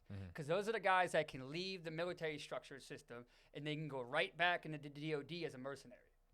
You know, with less restrictions, more pay. Like I know guys making $1,200 a day in country. Wow. And and that includes their days off. Jeez. So if they have a day off, they're still getting paid $1,200 for that day. Oh my gosh. Yeah. It's a good deal. Oh, I mean, it's a good deal. Like, I mean, you got to have bullets whiz past your head every once in a while. Yeah. But hey, $1,200 a day. It's like, and I know like these guys, like they do like 3-4 months rotations. Like they'll do like 3. I have a friend who he did 3 months in Colombia, came back for like a month or 2. He lives in California, and then he went back out to Syria. He's in Syria right now. Wow. So but they tend to value the high end military type of guys. Outside of the military, like private contracts, it depends on the client. You know, if we're dealing with private citizens and stuff, it just really depends on the client. You know what they're looking for, their needs. Yeah, I mean, you have reasonable clients, you have unreasonable clients, because you have clients that are like, hey man, I want you to guard my entire truck yard that's massive with one dude and no gun. Can we get a dog at least? Like 3 people show up, I'm done. Like this isn't security. This is me like in the middle of like a kill box. Like I'm done. So you do get people like that, or you get people that I don't know. Like, but you have to deal with all sorts of customers. But typically, we're going to be dealing with other security companies. Mutually beneficial because like we're going to be a small outfit, especially when we start out. So we work with other small companies. We can team up and do contracts together. We get contracts from bigger companies. Like we've been talking with Merrill's. They're the largest. I think they're the largest or one of the largest canine outfits in the country. And they're currently bidding to get 3 NFL contracts. New Orleans Saints in New Orleans, Bank of America Stadium in Charlotte, and Heinz Field in Pittsburgh, Pennsylvania. Oh, wow. And I know the lady that owns this company. Yeah. So she's like, hey, if we get Heinz Field, I'll give you a call. I'm like, good. Nice. There you go. There's the networking. Well, it's the networking. It's the networking coming in. Like I got to give PR that because my guy PR, he got me in contact with her, and one thing that surprised my guys too, because like Brian PR is like, look, man, I can't do this without you. You hold my license. You guys have all the experience doing this kind of stuff. You guys will make an equal cut on contracts that you find that we make. So if I take 10 to 20% per contract, depending on the size of the contract, which is what I typically take, you'll get 10, 20% too. And they were like, what? I make money for finding like I'm not these other companies. I can't do this without you. Right. I'll commit to you if you commit to me in this. And I do. Like this is a veteran-owned business. Both my guys are veterans. Most of the guys I'm gonna be working with are veterans. So if I can't take care of these guys working for me as veterans, as a veteran myself, what am I here for? Like I want to pay people what they're worth. It's not necessarily about like $15 minimum wage, because if you're working minimum wage and you're not a teenager, you got a problem. Right. I'm not knocking somebody for having a job, but if you're middle age and you're still earning minimum wage, you need to learn a skill. Go home, make soap. No, that's a great point too. Back to the soap thing. I mean, learning a skill, like just ranking up constantly, fueled by progress, like always getting better. Like you said earlier, like as long as you're making progress every single day, consistently bettering yourself. Well, it's not just progress in business. For me, it's progress in life. Yeah. Like my whole mindset's different. Like I cut out a lot of negative people, including friends, because I mean, friends can be negative too. Definitely. And like it sucked to like let some people out of my life, but once I started doing better for myself and my mental health, I noticed a lot of people didn't want to be around as much. They were like, I preferred Ben when he was a little mopey and sad and all this, but now that he's a confident guy, I don't want nothing to do with him. Like, well, were you a friend at all then? Yeah. Like, you just wanted to keep me like a sad pet? Like, because I went through real issues with anxiety and stuff, Like, I attempted suicide in 2012. Jeez. So, like, I've been to that bottom. Yeah. And, I'm so glad I failed. I'm so glad I picked the shitty belt. Yeah. And it broke. We are too. No, we are too. Oh, shit, man. But, so you just go through a lot of that. And I'm just happy to be here. Yeah. And, I've been through a lot of stuff, some with people I'm close to, some with others. And, over the past, like, 4 or 5 years, like, I've been doing so well just with my mindset, my mentality, weeding out negative energies. It's because I do feed off the energy of people around me. I do. Like, and that's something that my friends told me, like, and I kind of brushed it off a little bit. But then I started noticing that about myself. Yeah. Because, like, I was friends with this one lady, real nice lady. She went to RMU, young woman. She was, like, 25 or something. But the friendship didn't last just because of the fact that she's negative. Yeah. Like, you know, and I had issues with her that I didn't have with any of my other friends. And I'm like, you know, maybe I am contributing to this in some way, but at the same time, too, like, why don't I have these issues with other people? Right. It can't all be me. Yeah. Because I'm not stepping on these toes with my other friends. Yeah. So, like, what's about her? So, like, I'm not going to go, like, you know, some personal stuff, but we had some, like, issues. And, like, I finally was just like, look, like, you're cool. Like, I got nothing personal, but this clearly is not working out. Yeah. Like, we cannot be friends. Yeah. Pessimism is, it's like pessimism is like in that negativity. That's really difficult, especially like you said, when you're trying to like improve and you're trying to be like, look at things on a bright side and constantly try to get better, whether it's in personally in life or in your business or whatever it is, because that negative energy just consistently brings you down. It's like a nagging thing. Well, and her negative energy was on another level, man. Yeah. Like she wasn't like I wouldn't say that she was abusive, but some of the shit she did was like so immature to the point where you were like, one, do I want to associate with this person? Yeah. Because like when I go out, I don't just think about my reputation. There are people out there in this world that like me, that want to spend time with me, you know, that call me a friend, that call me family. I'm not going to hurt their reputation either by ruining my own, because these are the people that have to go out there and defend me when I'm stupid. And the thing with her is like it was that constant nagging. Because this was a time where I was turning that corner. This was like 2 or 3 years ago. So I'm turning that corner. I'm getting better for myself and all this. She's a new friend. I was trying to meet new people. And, brother, it's just well, I mean, I'm not going to tell every detail, but there was this one night we go out. And this was probably like the worst. It's probably one of the worst experiences I've had. Yeah. That wasn't violent. But, you know, we go out. I'm her designated driver. She gets a little trashed. Tries to come on to me at their house. And I'm sober. I don't drink. Yeah. You know, I do weed occasionally, which I'm giving up to because it's security business, you know, being responsible. Yeah. And I smoke hookah. Yeah. And this girl is shit-faced. Shit-faced. She couldn't tell you what time of day it is.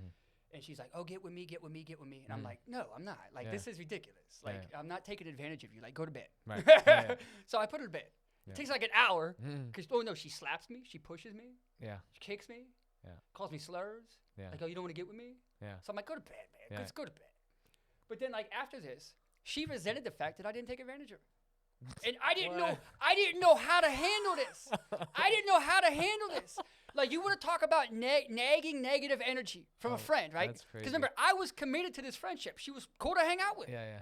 You know, and I was even willing to move on from that night. I'm like, hey, I can't let one bad drunk night where she tried to get with me. Yeah. You know, the whole thing. I wasn't impressed. Right. But maybe she can improve. Yeah. No.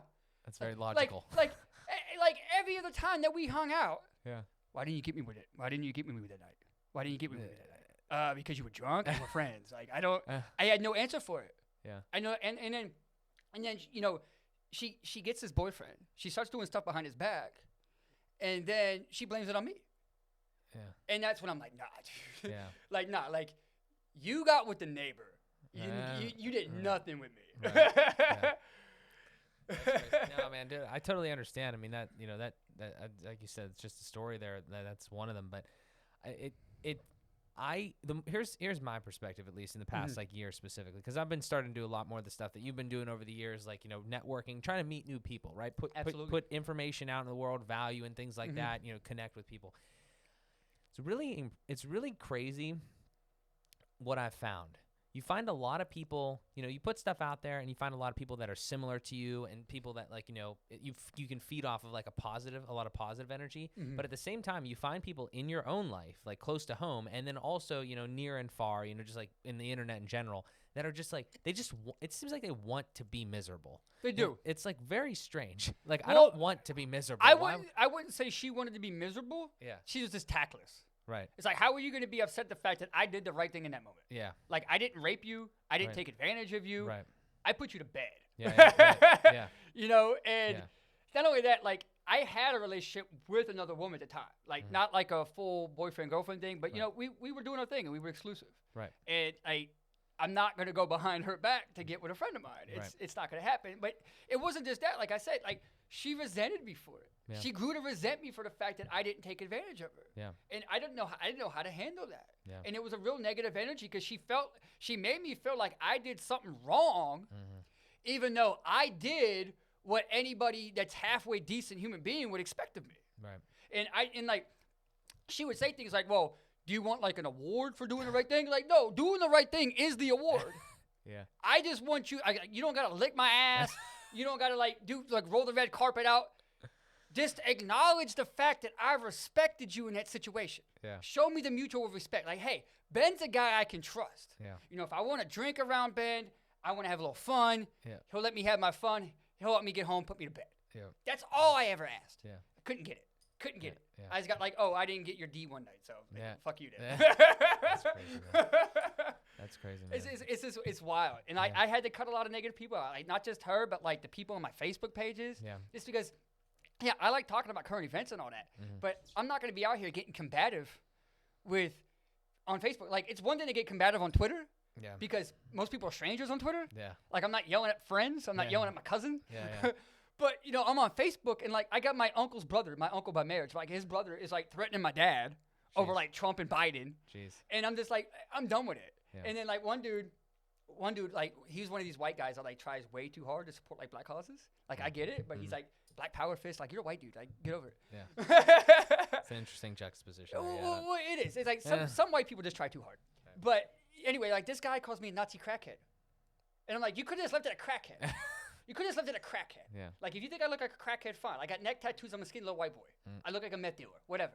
I've been there. Like, those jokes brush off my shoulders. Yeah. But why'd you Nazi crackhead? Yeah.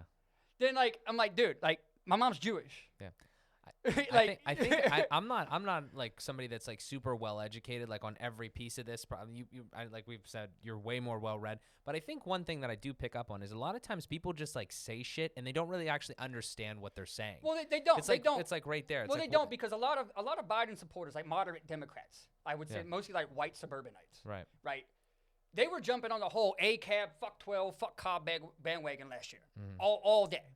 And then like some point in the campaign, a lot of these people found out what defund the police meant. It didn't mean defund; it actually meant dismantle cops. Yeah. Like when socialists and communists talk about getting rid of police, getting rid of prisons, they mean it. Yeah. It's not just a Joe Biden campaign slogan. These people want to end police. Right. They want to end prisons. So you had a lot of people that jumped on these slogans.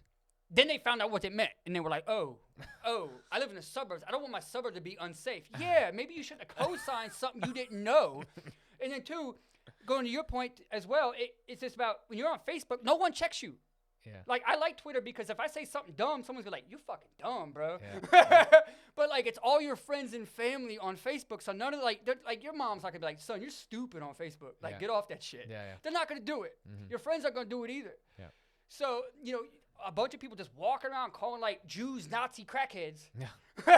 Doesn't make any sense. The weird part about it is I agreed with him on the topic at hand. Yeah. He just felt like he had to catch a body in a political conversation just walking in there like, you crackhead Nazi. I'm like, brother, lose some weight, okay? Get in some shape.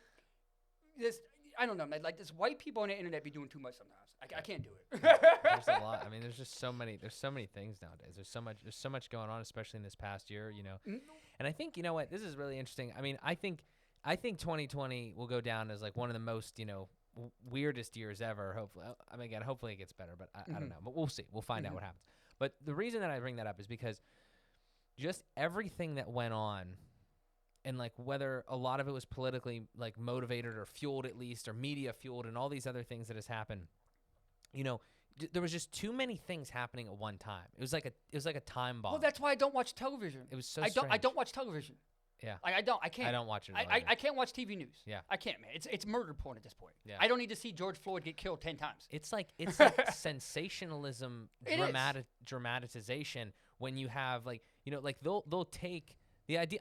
This actually just crossed my head today. So like I was working at my grandmother's restaurant, and like they have a TV, but I'm not like we're watching it. But like I just like realized that they almost take the news, like all of these big events and scary stories, and hearing like almost like fear mongering stuff a lot of times, because you never see anything happy normally. No. And they take it and they make it into almost like a cinematic weird thing. So it's like you go to the movies and you want to watch a nice movie, and it's like, you know, good cinematic, you know, like a it's narrative. Yeah, it's like a Tarantino, Michael Bay, like, you know, whoever your favorite director is. But like you go there because you're wanting to see a film on good cinema, right? Yeah. And then news networks I can't really knock them for it, for it taking advantage of it, but like at the same time, they are, I would say, negatively affecting a lot of people, or like skewing a lot of people's mind. They're taking these events, and no longer are they just saying the news. They're like somehow manipulating it in a way where it looks like a fucking movie. Yeah. And it's like, that's real life. Like you can't like sensationalize that. Like, just, can you give me like the straight up facts and stuff? Like, and everything's biased. Well, you know, it's crazy. The reason they moved to that model, in my opinion, is because, one, you had the 24-hour news networks, which I think Fox was the first to do that. Fox News. Oh, they all suck. Yeah, I mean, I don't watch any of them. Well, it's like just growing up when I was younger, like that. You know, I was born in '85, so like growing up in like the late '80s, early '90s, it's like we would watch local news, right? And it was this, you know, a man and a woman sitting behind a desk. Yeah. Hey, this happened. This happened to your neighbor. Cool. Yeah. Awesome. Yeah. This happened to the president. Awesome. Yeah. I don't need to know everything going on in this country. Right. Now, granted, do I want to know what's going on with the federal government? Sure. Yeah. But I don't care about Minnesota news. I'm not in Minnesota. Yeah. Like, no disrespect for my peeps up there, but I don't live there. Mm-hmm. And I think what happened is they had to pivot to compete with content online. I can watch anything online. Yeah. You know, I can watch somebody shove random objects up their ass. Like, CNN can't compete with that. How can these networks that are regulated by FEC, I think it's FCC guidelines, how can they compete with what you find online? Think about everything you've seen online. Yeah. They can't compete. Yeah. I can see ogreish shit. I can see porn. I can see all kinds of stuff. And then if I want tamer stuff, you can go to YouTube. Yeah, yeah. Like my TV watching is YouTube. Yeah, same. Like when I'm at home working, I'll have my smart TV has an app on it for YouTube. Yeah. I'll watch movie channels, car channels, everything. Yeah. I don't watch news. There's no need to. And these people, they can't compete with that. Mm-hmm. They can't compete. I don't care about Anderson Cooper. Yeah. I don't care about Tucker Carlson. Yeah. Like these guys, they wouldn't be anything without the structure. Mm-hmm. You know, because I asked my friend Rob, I was like, how many of these guys in corporate media, like big guys, like don't matter if they're Jim Acosta, Anderson Cooper, Tucker Carlson, Sean Hannity, Laura Ingraham, whoever else, Rachel Maddow, how many of these people could survive without that structure they have on these networks? How many of them can make a name for themselves, say, on Twitter, like you are? Because, I mean, you're building up basically a network from the ground up. I appreciate that. You know, so it's like, how could they do that? Yeah. I don't think many of them could. They need they're held up by that structure. Yeah. You know, like, I mean, half the blue check marks on Twitter that are journalists, I wouldn't know who the fuck they are if they didn't work for certain people and have a blue check mark and tell me who they are every day. Oh, I work for this. Like, I don't care.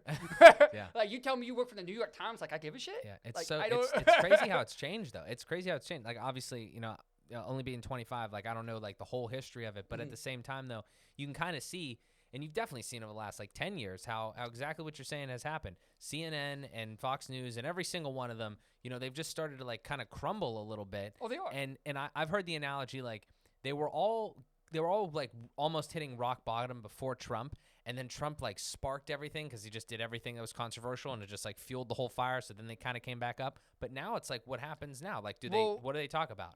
You know, and I think I was watching Jimmy Dore the other day, and he does a podcast called The Jimmy Dore Show, and he's more of a liberal guy, progressive type. Yeah. But he was saying, you know, and he's not a Trump supporter, but he was saying, you know, Trump exposed a lot of people, or rather, they exposed themselves trying to go after Trump. Right. You know, because I do think a lot of things were exposed under his presidency that maybe, you know, he did have an effect on, or he didn't have an effect on. And, you know, a big portion of that was the media. You know, and it's not just news stories covering politicians that are fake. Like, I remember the Nike came out, and they were going to make a Betsy Ross shoe, like with the original American flag, the 13 stars. Yeah. Colin Kaepernick comes in like 2 days later. Oh, don't do that. Alt-right symbol. They were never going to make that fucking shoe. What? Like, who asked for a Betsy Ross Nike shoe? Like, I'm a vet. Like, I don't care about a Betsy. I don't need an American flag on my shoe. Yeah. They were never going to make that shoe. Yeah. That's the point. Yeah. They just want these corporations are using social justice issues as free advertisement. Yeah. Because obviously people, you know what happened to Kaepernick and NFL career and all that. And I've never been against him kneeling. Like, I don't care if he wants to kneel, he's kneel. But you know, he's dealing with an employer. Yeah. So that issue's with the NFL, not me. Yeah. And you know, they had this spokesperson with Nike, Colin Kaepernick, and they were like, "Hey, let's act like we're gonna put a shoe out, and then he can come in and save the day from racists." Because Nike was about to put out a racist alt-right shoe, and here comes signed athlete Colin Kaepernick. Yeah. Oh no, don't do that. News like that is just as fake as anything else you see. Yeah. It's bullshit advertisement. That's why, like, I thought it was so funny because they tell people, it's like, if your revolution's on television, it's not the revolution. Yeah. And that's why I tell a lot of people, because, like, I am a bisexual guy. You know, I have been with trans women. Yeah. And, as a member of that community, it's like, I don't want to see LGBTQ flags on Goldman Sachs logos. Yeah. I don't want to see LGBT flags on Starbucks cups. Mm-hmm. I might be in a minority on that. Yeah. But I didn't fight for, like, equal marriage rights and, the right to be with, the person you want to be with, so I could have, my pride in, who I am plastered on a corporate coffee cup. That's not why I did those things. Mm-hmm. That's not why the people at I think it was Stonewall. I'm forgetting off the top of my head. But there was like a big LGBTQ movement thing back in like the late 80s. Yeah. And yeah, like they didn't do that for that. Yeah. And it's like it's a joke I see a lot on Twitter. It's like the major difference between Democrats and Republicans is the Democrats will do the same thing Republicans do, but they'll do it with like a social justice filter on top. Mm-hmm. So yeah, we'll bomb brown people in the Middle East, but like the plane that bombs them will have like a gay pride flag on the side, and they're like BLM. Yeah. That's the difference. Yeah. Like we're gonna bomb you with hope. Bomb you with hope. bomb you for change. Like that's what a lot of liberalism has become in this country. Yeah. Like you've let them co-opt social justice. Yeah. You've let them co-opt genuine movements for corporate gain. Yeah. Like I don't need to see Black Lives Matter on a fucking NBA court. I know black people's lives matter, of course. Yeah, I think that's a problem that a lot of people have is like almost just. I have a lot of trouble articulating it, but it's almost like a force feeding of something. It's like there's a lot of people like racism is real, but like I feel like when you hear it and like it's almost like it's so like right at you and so direct. It's like it makes you almost question. It's like, am I a racist? And it's like and you I'm not a racist. Well, no, you shouldn't do that and I'll tell you why. I don't care about an accusation of racism or sexism from people I don't know. I don't give a shit. Right. Because you don't know me. Right, yeah. And what you'll get into is like the reason I don't like those kinds of answers, like not to like put you down, but it's because you put yourself on the back foot. So like if somebody calls you a racist and you're like, oh, I have black friends. Okay, maybe you do. Yeah. And you're not a racist. Right. But the people that you're discussing that with, they know how to use what you've just said against you. Because they're like, oh, you have black friends. Oh, you can still be racist and have black friends. Right. And all this. Right. And it's like, that's why I don't bother talking to people who accuse me of those things about those things. Right. Because if you're going to call me a racist, you don't know me. Right.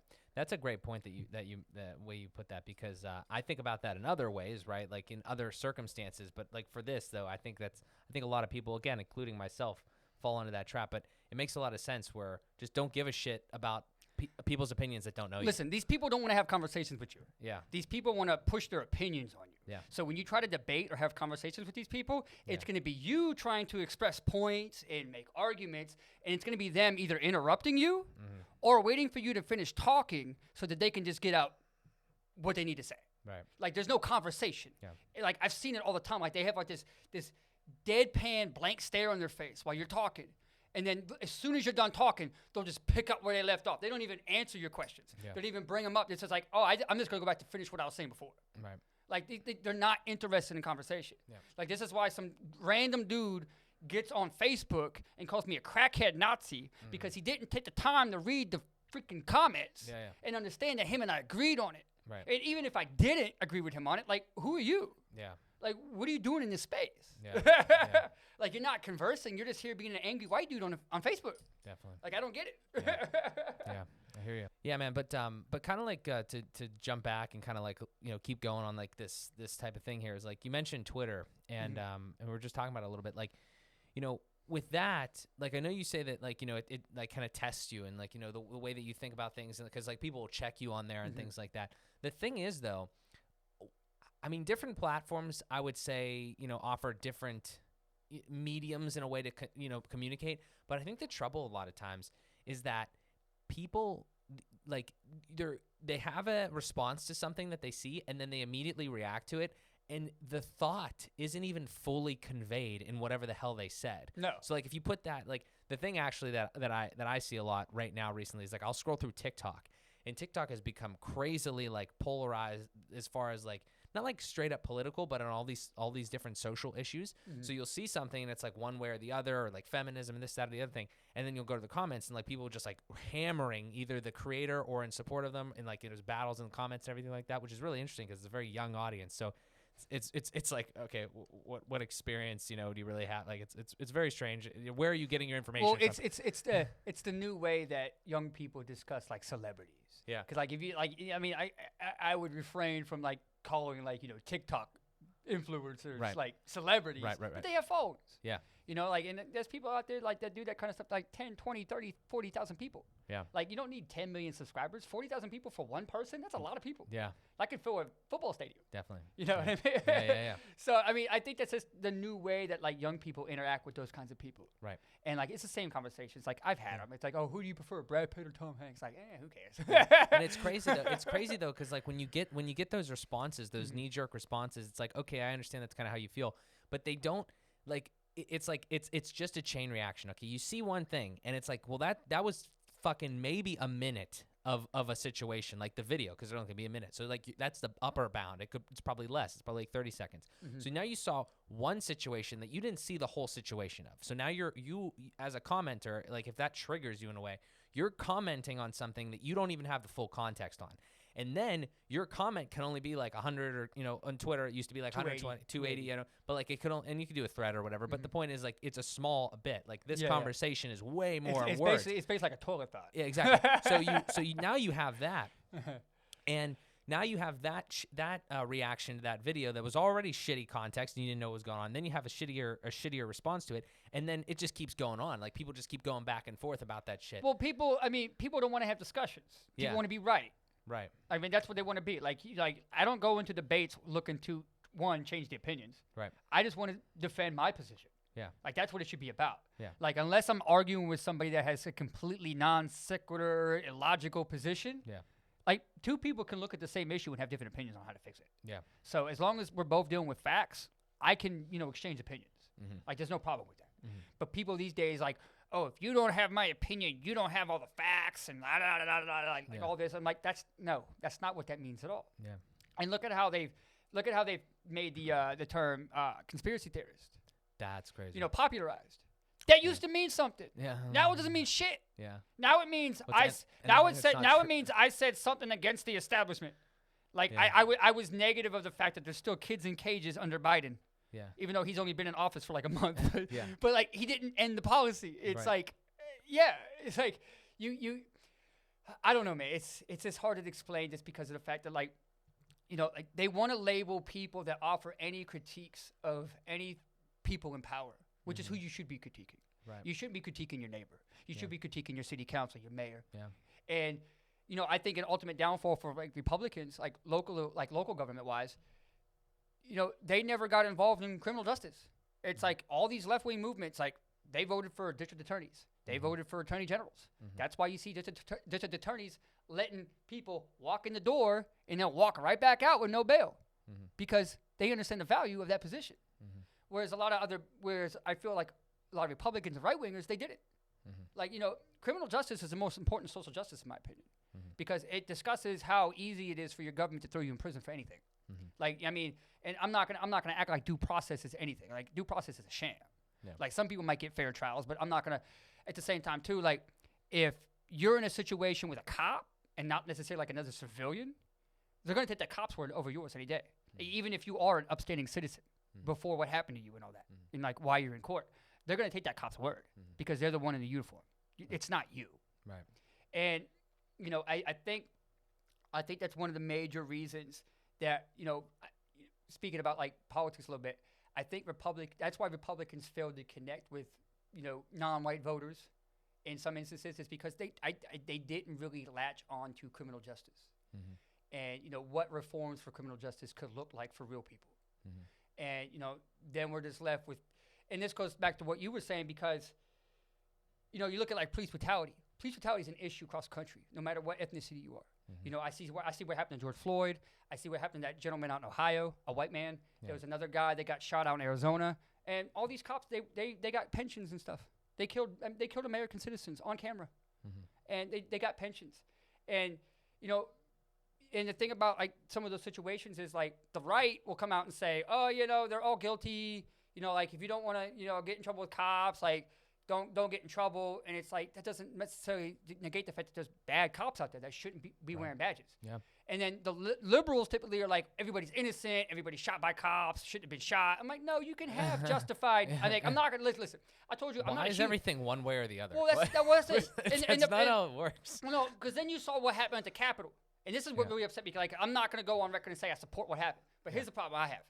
All last year, you had all these people that were jumping on, because we talked about this before, that were jumping on this fuck cops bandwagon, all this stuff. And these are the same people that have burnt our flag, trashed our country, has said our country has been racist since its inception. Forget Donald Trump. We've been racist since we got here. So these people have trashed our country, our system, and I'm not going to say I necessarily disagree with some of their viewpoints, but how are you going to sit there all last year, trash the country, trash everybody in it, trash half your fellow citizens, and then not only that, you're going to egg on rioting in cities that you don't live in. Yeah. You're going to live in a gentrified neighborhood, and you're going to egg on ethnic minorities firebombing targets in Minnesota. Why don't you go out there and firebomb it? Yeah. So you had all these people doing all that, and then when January 6th happened, the Capitol building, they clutched pearls. Now they want to cry about dead cops. Now they want to cry about the power structure. It's like, look, you told these people that were protesting to go out and burn down apartments in their own neighborhoods, to burn down businesses in their own, small businesses.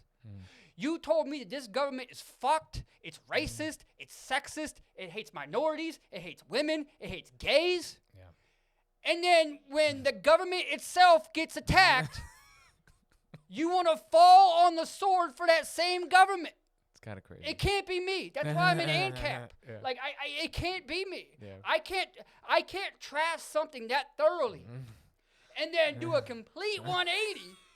It's like, look, again, I'm not going to go on record and say I defend what happened on the 6th, but you can't be that level of hypocrite. You can't. Yeah. Like, you literally egged on rioting across America last year. Yeah. And now you're going to, not only are you going to act like you care about cops, because they put that cop's funeral on television. Like, I got no disrespect for him, but what's the point?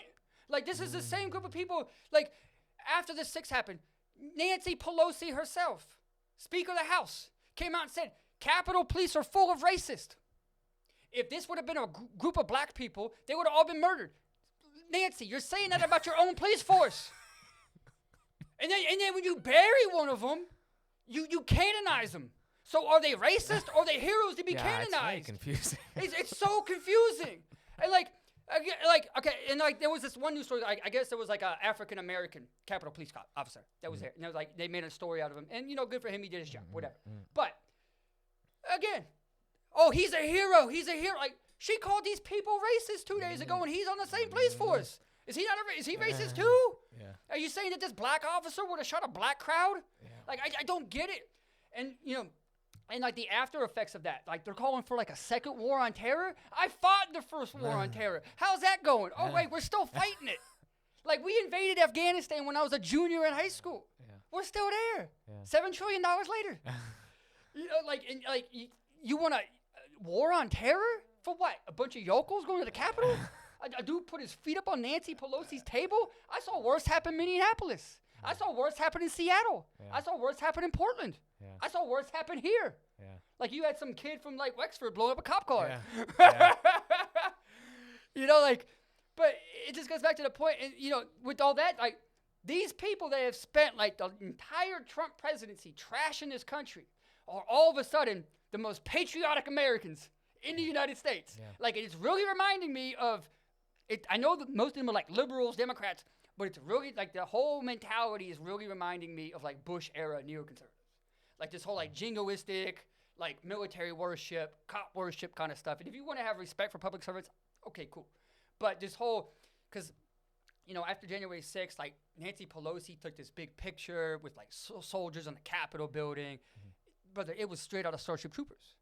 It was like needed no more intensifies. Yeah. I'm like, this is crazy shit. Yeah. Like, this is Bush era shit. Mm-hmm. Like, I'm seeing, it reminded me of like Mission Accomplished. Like, dude, homeboy standing in front of a sign when the war's still going on. Mission accomplished. Okay. it's just these, and it goes back to what we were talking about, like in the segment before this. It's just, you can't have conversations with these people. Yeah. Because they're not principled people. They don't have consistency. Like, I don't care if you're an asshole. If you're consistently an asshole, cool. Yeah, yeah. Because you're consistent. Yeah, be consistent, man. Just be consistent. I mean, or try to evolve, but like the 180 thing is a little difficult to swallow. Well, because I can't keep track of what these people believe in from day to day. Yeah, I can't. Yeah. Like, you went from hating cops to worshiping cops. Yeah. Like, Democrats back the blue more than Trump supporters do these days. Yeah. I saw Trump supporters beating up cops. I'm like, oh damn, you Yeah. know. And it's like, so you traded in ACAB and like Antifa stickers for back the blue stickers. Yeah. Like, how did this happen? Yeah. You know, and it's because they don't have any, like, at least when a communist tells me, hey man, I hate cops, I want police gone, I hate this country, they mean it. Yeah. Like, they mean, like, if they had a chance to do like their own thing on the 6th, they would have done it. Yeah. But these people are like, fuck this country, I hate it, it sucks. Oh my God, the Capitol got attacked. Yeah. It's like, come on, man. It's like, stop. And like, I don't know, I wouldn't go as far as to say these people are dangerous or extremist, but I don't know how to read these people. Just because they do the 180s daily, hourly, minutes. Yeah. Like, I have seen people express two opposing positions in the same paragraph as if they were mutually exclusive and shared together. I'm like, you are so cognitively dissident. My mind is hurting because I can't read what you write. It's like, you know, because they either conflate two different things as one thing, or it's just two completely separate issues that are opposed. Like, these opinions would cancel each other out. Yeah.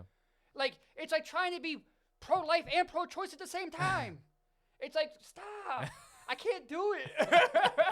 Like, I can't keep up with these people, man. Yeah, man.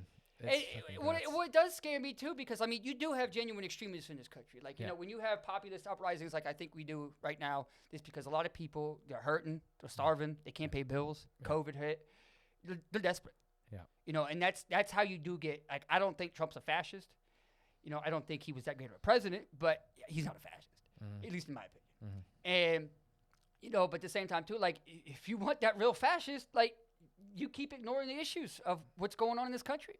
Yeah. Because, I mean, if you push the buttons of the working class people in your country far enough, they'll elect somebody that's going to fuck you up. Yeah. I mean, you look at Hitler, you look at Mussolini, you look at, you know, the Bolsheviks. They were like, you know, people in Germany, Russia, Italy, like, they were going through real hardships. Yeah. And they finally just got to the point where, like, hey, man, you said you get us revenge. Let's go get it. And that's what happened. Yeah. And I don't want that to happen here. I don't want American citizens fighting each other in the streets. For who? For the glory of what? Like, I'm not fighting for the honor of any politician. Yeah. Like, I'll fight for my own honor and that of my family. Yeah. But I don't need to defend my government. I did that for 7 years in a uniform, in a foreign country. I'm good. Like, I just, but, you know, I do think that these people do kind of lend themselves to, like, you know, becoming extremists at some point. And they deny that reality. Like, they want to talk about how people can become communist or alt-right, whatever alt-right, I guess, like, fascism is. Yeah. You know, but it's like, you can be extremist too. Like, at least I know where these other guys stand. I know their opinions. I don't know your opinions. Right. You don't have any. Yeah. And I kind of feel like your opinion is basically going to be the headline you read this morning. Yeah. And it's like, how do you control people like that? Well, how do I control? Because I know how other people control them because, like, where they get their information from. But it's like, how do you deal with that as a population? When, you know, because you have groups that openly state their positions and are consistent with them, but these people aren't. Yeah. And they represent, I guess, now that Joe Biden has won, they represent a majority of the American public, you know, from what we've been told, at least a voting public. People that will I mean, okay, COVID. So if you go out and you protest left-wing causes, you are not spreading COVID at your protest, according to the media. But if two Trump supporters get together in the same room, that is a cause for national and international concern. We got to call Interpol. They're going to kill grandma. And I'm like, look, I'm not going to take away your right to protest, even during a pandemic. Yeah. But you can't look at your neighbor and say, my protest is more worthy than yours. Yeah. That's not the United States. Yeah. Like, you want to talk about the soul of America. Like, the soul of America is like ANCAP heaven. Because a lot of people don't understand, like, how this country started. Like, the original governments were founded to protect trade routes. And then at some point, the government realized, like, oh, we can just tax people. Yeah. But it just, excuse me, it just comes to the point where, I don't even know, man. You just kind of got to work for yourself. one step at a time. Just do what you do. One person at a time. I think about that all the time. You know, you look at the big picture and you're like, well, fuck, this is pretty fucked up. I hope it gets better. But, you know, when you break it down, like you mentioned earlier, it's one person. I mean, one person at a time, hopefully, and you move forward in that regard. Well, absolutely. Like, not just yourself, but whenever I try to talk to, like, young people especially, like, with no dependents, like, they don't have girlfriends, boyfriends, they don't have kids, you know, maybe their living situation's decent where they can save some money. Save money. Definitely. You know, and a lot of young people, they're like, oh, I'm going to go out, buy this. Like, fuck that. Like, you know, there's 2 things I want to buy in my life. Land and real estate. Land and real estate. Those are the 2 most important things. You know, you got these kids out here, I'm going to get rich and buy a Ferrari. I don't care about Ferrari. My Benz is 10 years old. I don't give a shit. It's still a fly as fuck. Definitely. You know, like, it is what it is. And, like, I know rich people. I know millionaires. I know billionaires. You know what they drive? Subarus. The Benzes are for lease to build credit. Like, that's what they drive. Subarus and, like, Toyota Camrys. That's it. Assets. They need assets. Land. And they put $8 million into a 20,000 square foot house with 20 acres. Good for them. That's what they should be doing. Like, why spend that money on a depreciating item? Like a car? Cars are cool, but you know, like, what is my son gonna do with my car when I die? I want him to have a roof over his head when I'm not here. That's more important to me. You know, not just for him too, but you know, like my whole family. Because I've been talking with my cousin Shauna, the one I brought up before, that's gonna be working with me, and like some of my other family members. Because my dad's an only child, so all my cousins are my mom's side. And some of us have been talking, like, we're gonna buy a family plot. We're going to buy like 40, 50 acres down in South Carolina, build some houses, you know, and that's going to be in our family for a lot of generations. And that's our goal. Like, that's what it needs to be. Like, people are spending money on stupid consumer shit and nickel dime shit. Like, I've been, you know, chiefing the ginger ale here, but I mean, just think, like, when you go to the convenience store, how often you go to the convenience store? How often you buying like dollar sodas with like $2 snacks? But you do that like 4 times a week. That shit adds up. Like, I mean, it might just be $12 a week, but that's $50 a month. And that's $600 a year. That's somebody's real estate taxes. That's it. On soda. Finances, man. Education. I was talking to my boy Rob, because I do a lot of business with him. Like, he does like the soaps and stuff. And we were talking about how if you run an e-commerce business, like you sell products or whatever, a lot of people get to the trap where they want to sell nationally or internationally right away. Like, I don't care what kind of business you run. Your most important customers are right outside your front door. And that's one thing that we've always tried to express. Like, he owns a small business making, like, his soaps, his, you know, makeups and whatever. And he's e-commerce. Like, he'll ship. He'll ship to California. He shipped to the UK. But 90% of his clientele, they live in D.C. Like, he did the hustle. He had, like, a bag full of his products. He went to stores that's, like, little, because he lives right near Georgetown, like a real bougie area in D.C. So he goes to Georgetown, like little shops, high-end shops that like a lot of, you know, wealthy women go to. And he's like, hey, I sell these. You know, like, if you're interested, let me know. Hit them up. So he's got his products on shelves in Georgetown, like one of the wealthiest neighborhoods, not just in D.C., but like in the entire country. There we go. And it's like, that's what you got to do. You just got to beat feet. And, you know, like, he's like, look, I could have sent all my packages to like Californian customers. But at that point, I'm paying Amazon shipping. I'm paying FedEx shipping, some form of extra shipping just to get them. And he's like, I'm not going to ignore those customers, but my main customer base is right outside my front door. Always will be. Even because like, he's like me. He treats his house, because he makes all his products in the house. So he's like, he treats his house like his office. Like, that's what it is. It's his workspace, like you do here. Like this is my office space. You know, so like, if this is my storefront, where am I going to find my customers at? You know, it's like that's why a lot of these e-commerce businesses, and I think when I was talking to you on the phone the other day, people think it's all or nothing. Like, you're either broke, poor, destitute, or you're, you know, wealthy, you know, hooking up with ladies of the night on yachts and stuff. It's like, no, like, there's a middle class for a reason. Like, most people will fall into that category if you work hard enough. Like, there's nothing wrong with not being a millionaire and making $100,000 a year. Like, if you're making $100,000 a year, most places in this country, you would be A-okay. Like, absolutely. So, like, people, like, it's either I'm going to be broke or I'm going to make it big tomorrow. Like, no. Like, what are the odds of you stumbling into, like, a Harvey Weinstein and, you know, having 7 minutes in heaven with Harvey and being like a millionaire? It's not going to happen. Or the lottery. Like, fuck the lottery. Like, bet on yourself.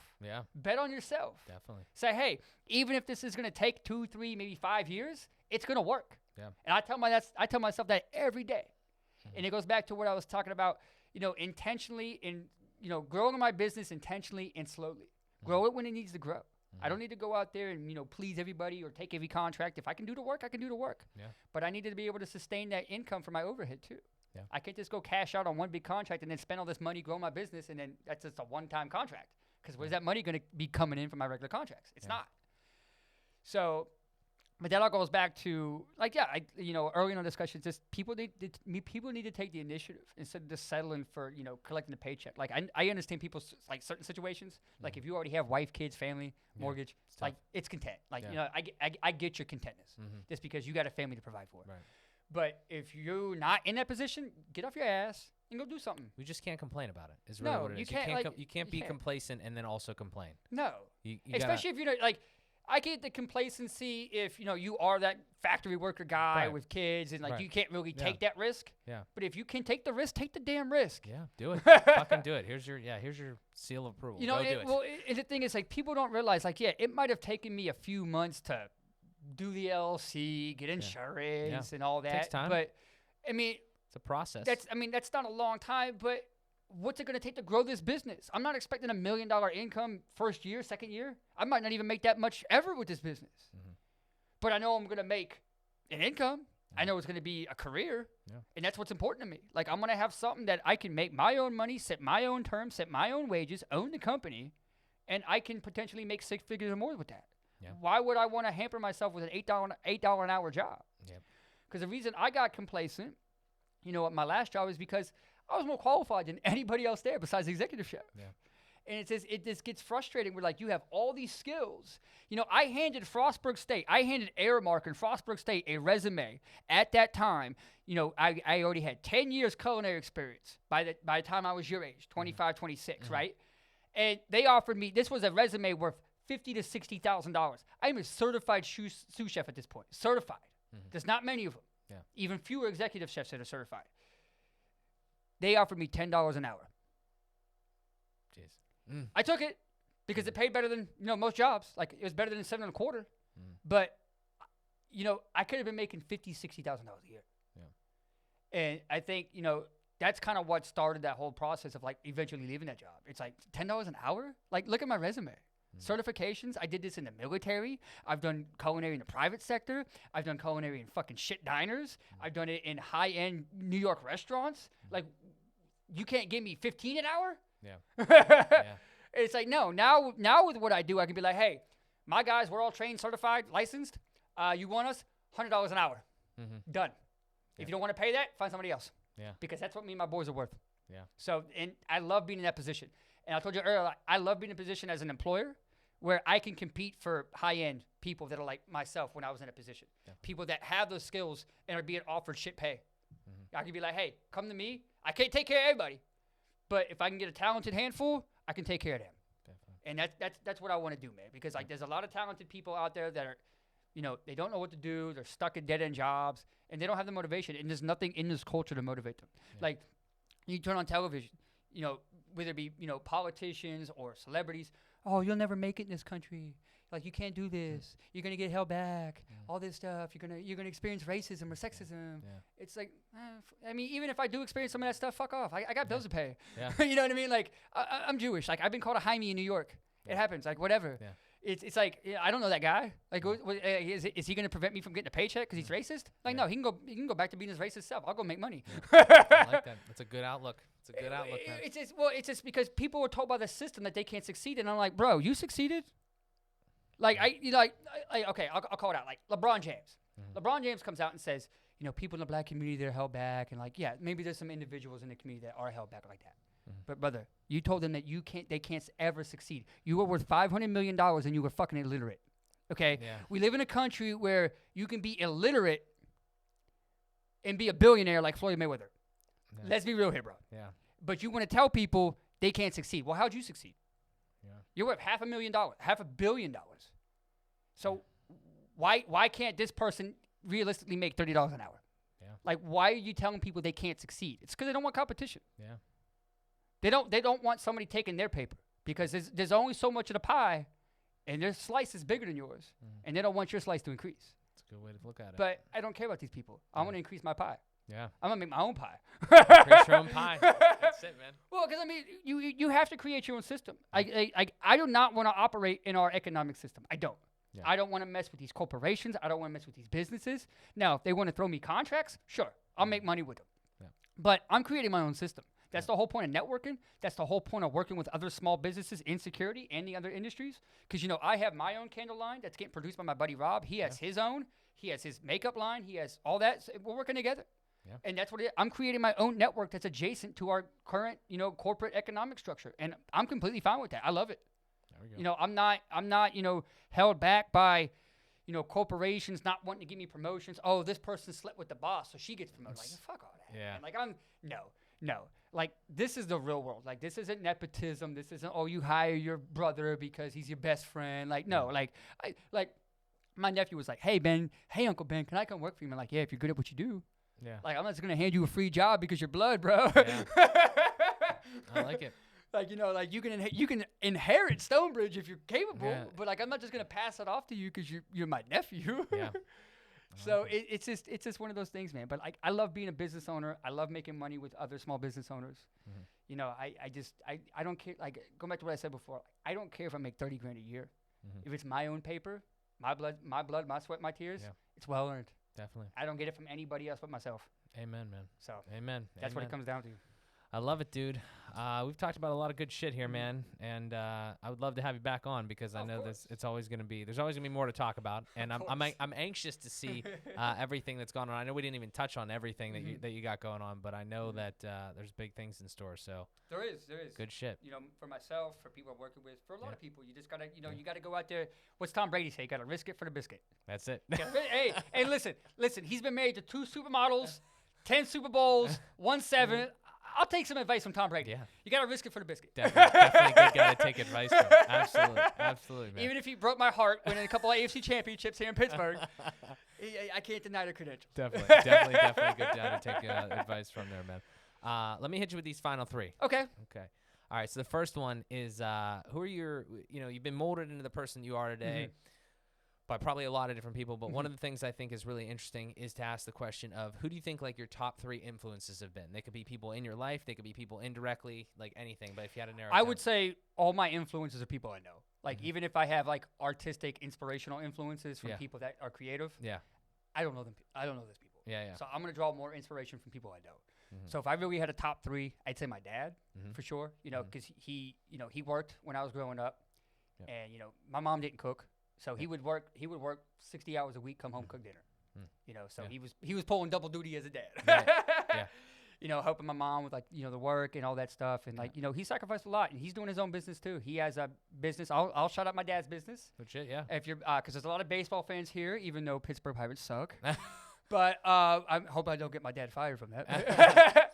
But no, he has a business called Oliver Projections, and they do sabermetrics for baseball. Okay. And so he knows baseball GMs and all that stuff. They the Cubs were actually going to sign him up to be like full time. My family's going to move out to Chicago, but they weren't going to pay him enough. Because like my dad's like me, he's like, nah, I'm worth this. Yeah, nice. Especially if I got to uproot my whole family. Yeah, out it's here, a big deal. So, but he does that. All over projections is what he does. He's been featured on MLB.com, SB Nation. And it's a slowly growing business, but he got other investors in, and he's potentially on the verge of a multi-million-dollar business. Good shit. With what he's got. So, you know, just seeing him, you know, and he was working a day job in Virginia while living in Johnstown. So my dad would drive to Virginia because it's the same job he had when we were living in Virginia. Yeah. He hasn't left it. Yeah. He's still there. Jeez. So he'll go to work in Virginia Sunday night and come back like Thursday night. Oh my. And like, well, they have a lot of people that do that. So like, they have showers and stuff, so he can shower at work and whatnot.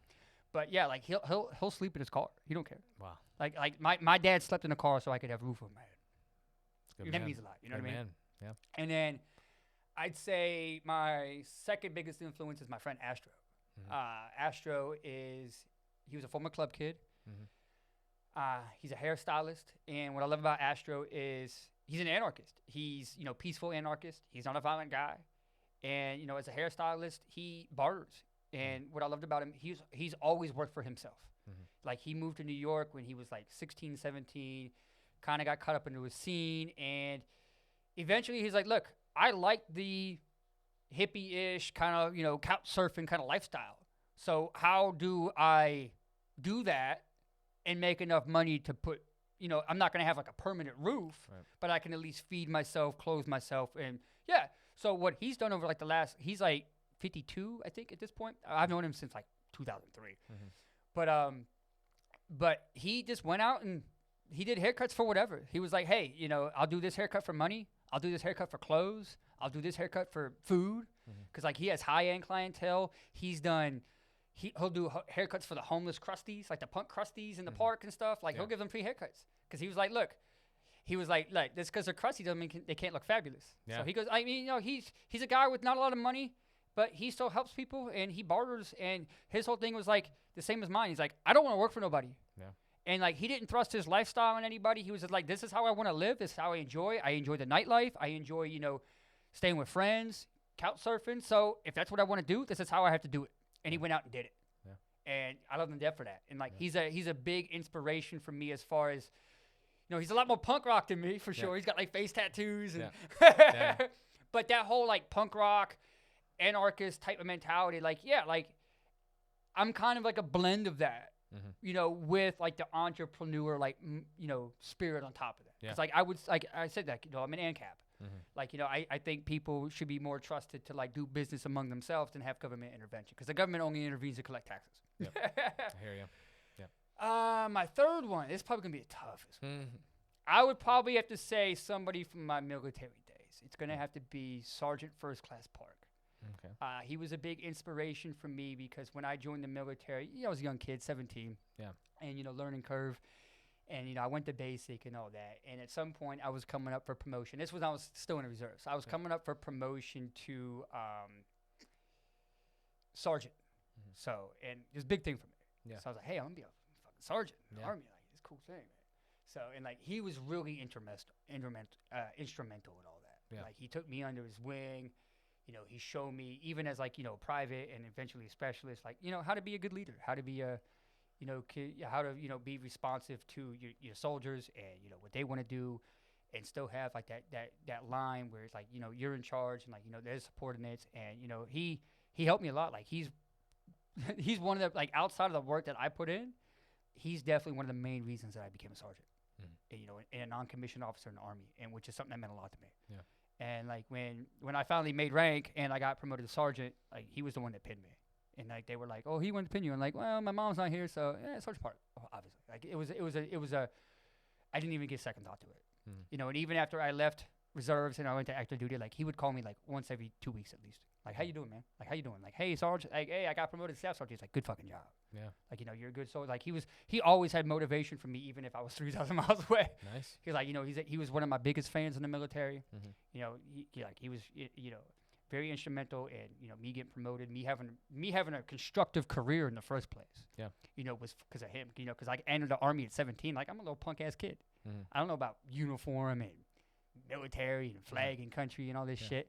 And, like, he didn't really drill that in my head, but he was like, hey, man, if you're going to be here, be well. Yeah. Take care of yourself, take care of your soldiers. Just, get out, do a good job, and, go about your life. Yeah. Like, all right, I can do that. And I did that. So, like, I would say that, like, my dad, Astro, and Sergeant Park have been three pretty big influences on my life. Good shit, man. As far as what I do. Good shit. Second question is, what's like your best advice? I mean, there's been a shit ton of advice that anybody could take from this, but like if you had to culminate it, if I had to like summarize it down into like a couple like paragraphs, I would say invest in yourself. Yeah. That's what I would say. Invest in yourself. If you think college is that investment, make it. If you think foregoing college and doing something else like a trade skill, invest in that. Just make sure it's because of you. Yeah. Invest in yourself. Like don't pressure people, including your parents. Yeah. Even if you're going to have if you don't want to go to college, tell your parents you don't want to go to college. Yeah. But not high school. Yeah. Because you don't have to be forced to do that. Because I mean, it's not something that's going to work out for a lot of people. Yep. Especially in today's system. So it's just the predominant thing I would tell young people, especially people that are getting ready to, walk down the aisle for high school graduation. Invest in yourself. Yep. And those are hard years. Like between like 17 and like 21, I would say they're tough years because you're technically an adult, but you're still a dumbass teenager. So like you don't know what to do. Yeah. So you got you really don't figure shit. Like I'm 35. I don't know what the fuck I'm doing. Keep learning, man. But you just got to keep learning, and you just got to just positivity, man. Just one foot in front of the other. It's like, you know, like I'll harken back. Like, yeah, like I attempted to, you know, take my own life. And, you know, I've been there. Yeah. I've been to that listless, like this seeing, like being feel like you're bottom of the pit. And, like you don't see any light out. Yeah. But you, like after that moment, like you just have to invest in yourself. Yeah. Like you can't just live in low points. Yeah. So that's the main piece of advice. Like I don't care. It can be college. It can be a trade skill. It can be learning anything at all. Just to get yourself out there and just invest in yourself no matter what it is. Always put yourself as a priority, because I think people, they don't want to come off as like selfish or narcissistic and all that. Like, oh, I took care of it. Like, listen, you should always take care of yourself, even if you're helpful to others. Definitely. And then you can't overextend yourself to the point where you've given so much of yourself to other people that you did nothing for yourself. Fuck yeah, man. You can't do that. You got to take care of yourself before you can take care of others. You have to. Like, you know, you have to. Like, you have to, make your bed in the morning. It's something simple, but you're at least taking care of yourself. Yep. Fuck yeah, man. Love that advice. Love that. Last one's a layup. Just we've talked about a lot. I know you got a lot of stuff going on, new business, everything like that. I always want to make sure that anybody that watches the show, you know, I'm very appreciative for all my guests coming on. So anything you want to plug or promote now, you can just say it, you know, it's in one place. Well, yeah, like Mark introduced me. My name is Benjamin Cartwright. I am the CEO and founder of Stonebridge Security Consultants. We are based out of Clarksville, Tennessee. We currently do not have a website. We have web space, but once that gets online, I'll hit up Mark, and, you know, he can, you know, send it out. Yeah. Links and everything in the description. Okay. And then, yeah, man, just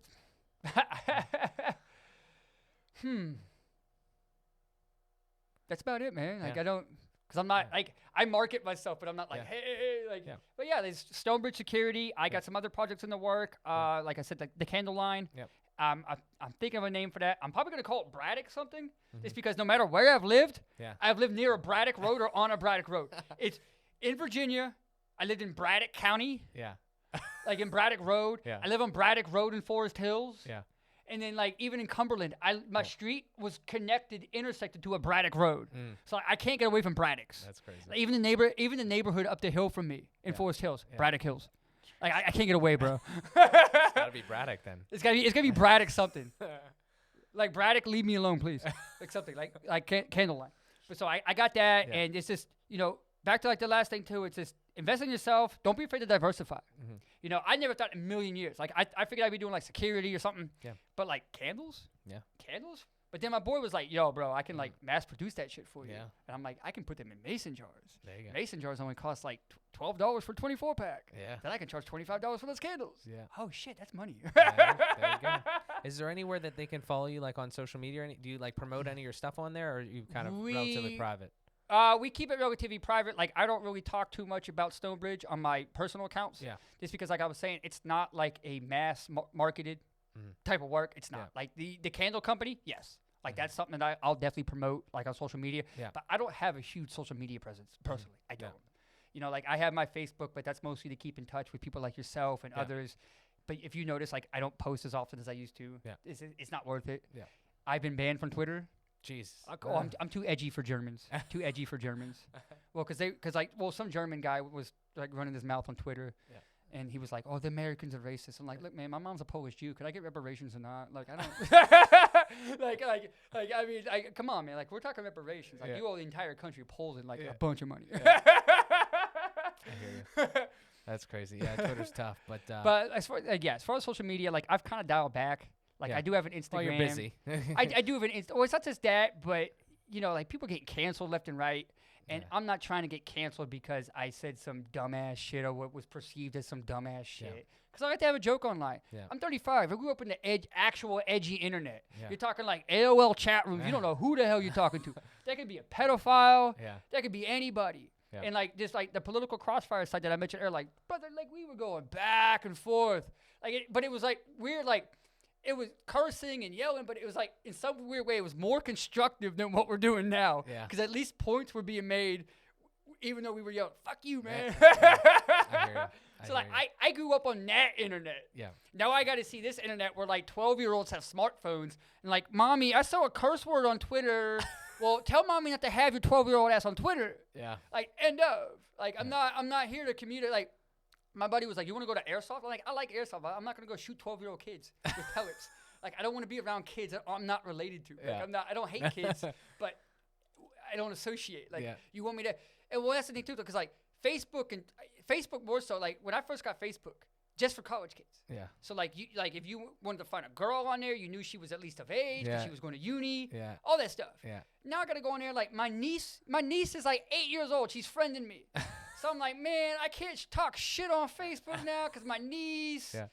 And it kind of comes down to too. It's like, I was like, kids these days act like jackasses because adults act like jackasses in public. Yeah. Like your kids see you on Facebook. Yeah. So I'm kind of going on a tangent here with the social media. No, but it makes sense though. No, you're totally right. But that's kind of why I've dialed back on the social media stuff. I feel you. Just because like, I am going to promote, but it's going to be mostly by like word of mouth and business cards. I got you. It's not because even like the website we're going to have, it's going to be for like recruits and clients. It's not because we're not like a consumer-based business or anything like that. I got you. So. Well, yeah, we'll make note of that. Anything, like I said, there'll be contact. There'll be some sort of links and stuff like that in the description. Ginger ale. Send him a ginger ale. But yeah, yes. So everything's in there, man. Look, dude, this has been tremendous. Honestly, I'm very happy that. Thank you again for reaching out. I'm glad we got the chance to sit down. Well, I did kind of feel bad though, because like when I talk about things, I can kind of run on. I thought it was all great. I thought. Well, no, I appreciate that though, because like I was a little worried in my head. I'm like, am I talking too much? Like this is Mark's show. Like I kind of want Mark to talk too. And Dude, no, like we talked about, it might have been during a break or something. Is you gotta let your guest be your guest. You gotta and there's so much in this conversation that maybe like it was if you were talking, for instance. Like, there's so much shit that the person that's sitting across from this table knows a lot of times more than I do. And I know that, that's sometimes the reason that people come to the show, too. Like, they want to hear new things, and they also want to hear the conversation and everything like that. So, man, I love hearing this new shit. I love hearing people's stories. That's why I started this, so I had a great time. Thanks, brother. I had a great time, too, man. It's my podcast. Pop my podcast cherry. First time I've ever been on a podcast. Debut? Podcast debut. You should have one for yourself. At some point, maybe. Yeah. Some point, maybe. But right now, I just got too much shit going on, man. I hear you. I'm trying to grow like 3 businesses and I hear you. Help my friends grow theirs. One step at a time. One step at a time. I imagine at some point I will. Definitely. I just think right now, like, now's a hard market to get into. Yeah. And like that's why I respect what you're doing, just because like, Appreciate it. You have a nice little setup here. Yeah. And I mean, yeah, it's just it's oversaturated right now, just because like people are just flooding content. Oh yeah. And I think at some point it is going to even out, and the cream of the crop. Yeah. Like the people that actually put effort into their content are going to rise. Right. To like, I guess you could say like fill in spaces for like daytime television, like whatever people are watching. It's going to be interesting to see what happens. But right now you just kind of got to like burrow your head and find the good stuff and stay away from like, e-thoughts. Yeah. That's it. Stay away from like OnlyFans. Like if you want to like, go out and like find like constructive content creators. Like anybody can take nude photos. I can do that too, like in front of my like bathroom window. But like find people that are actually talking, like, and that's why I love coming on here, because like, I do have a lot of experiences. So do like all your guests. Yeah. And I'm sure you have experiences yourself. Yeah. And like, I'm glad to come here and like, brother, I've talked about everybody from my dad to my boy in DC to a gay punk rock hairdresser. Yeah. That was one of my biggest inspirations. Yeah. So like, I get to not just talk about my experiences and who influences me, but like I got to touch on. That's why I talked a little bit about like, what Astro has been through, what my dad's been through, just because their experiences, they affect how they inspire me, because I see them go through their experiences, like be it my father, be it my friend like Astro, or like the help I got from Sergeant Park, and that's part of that.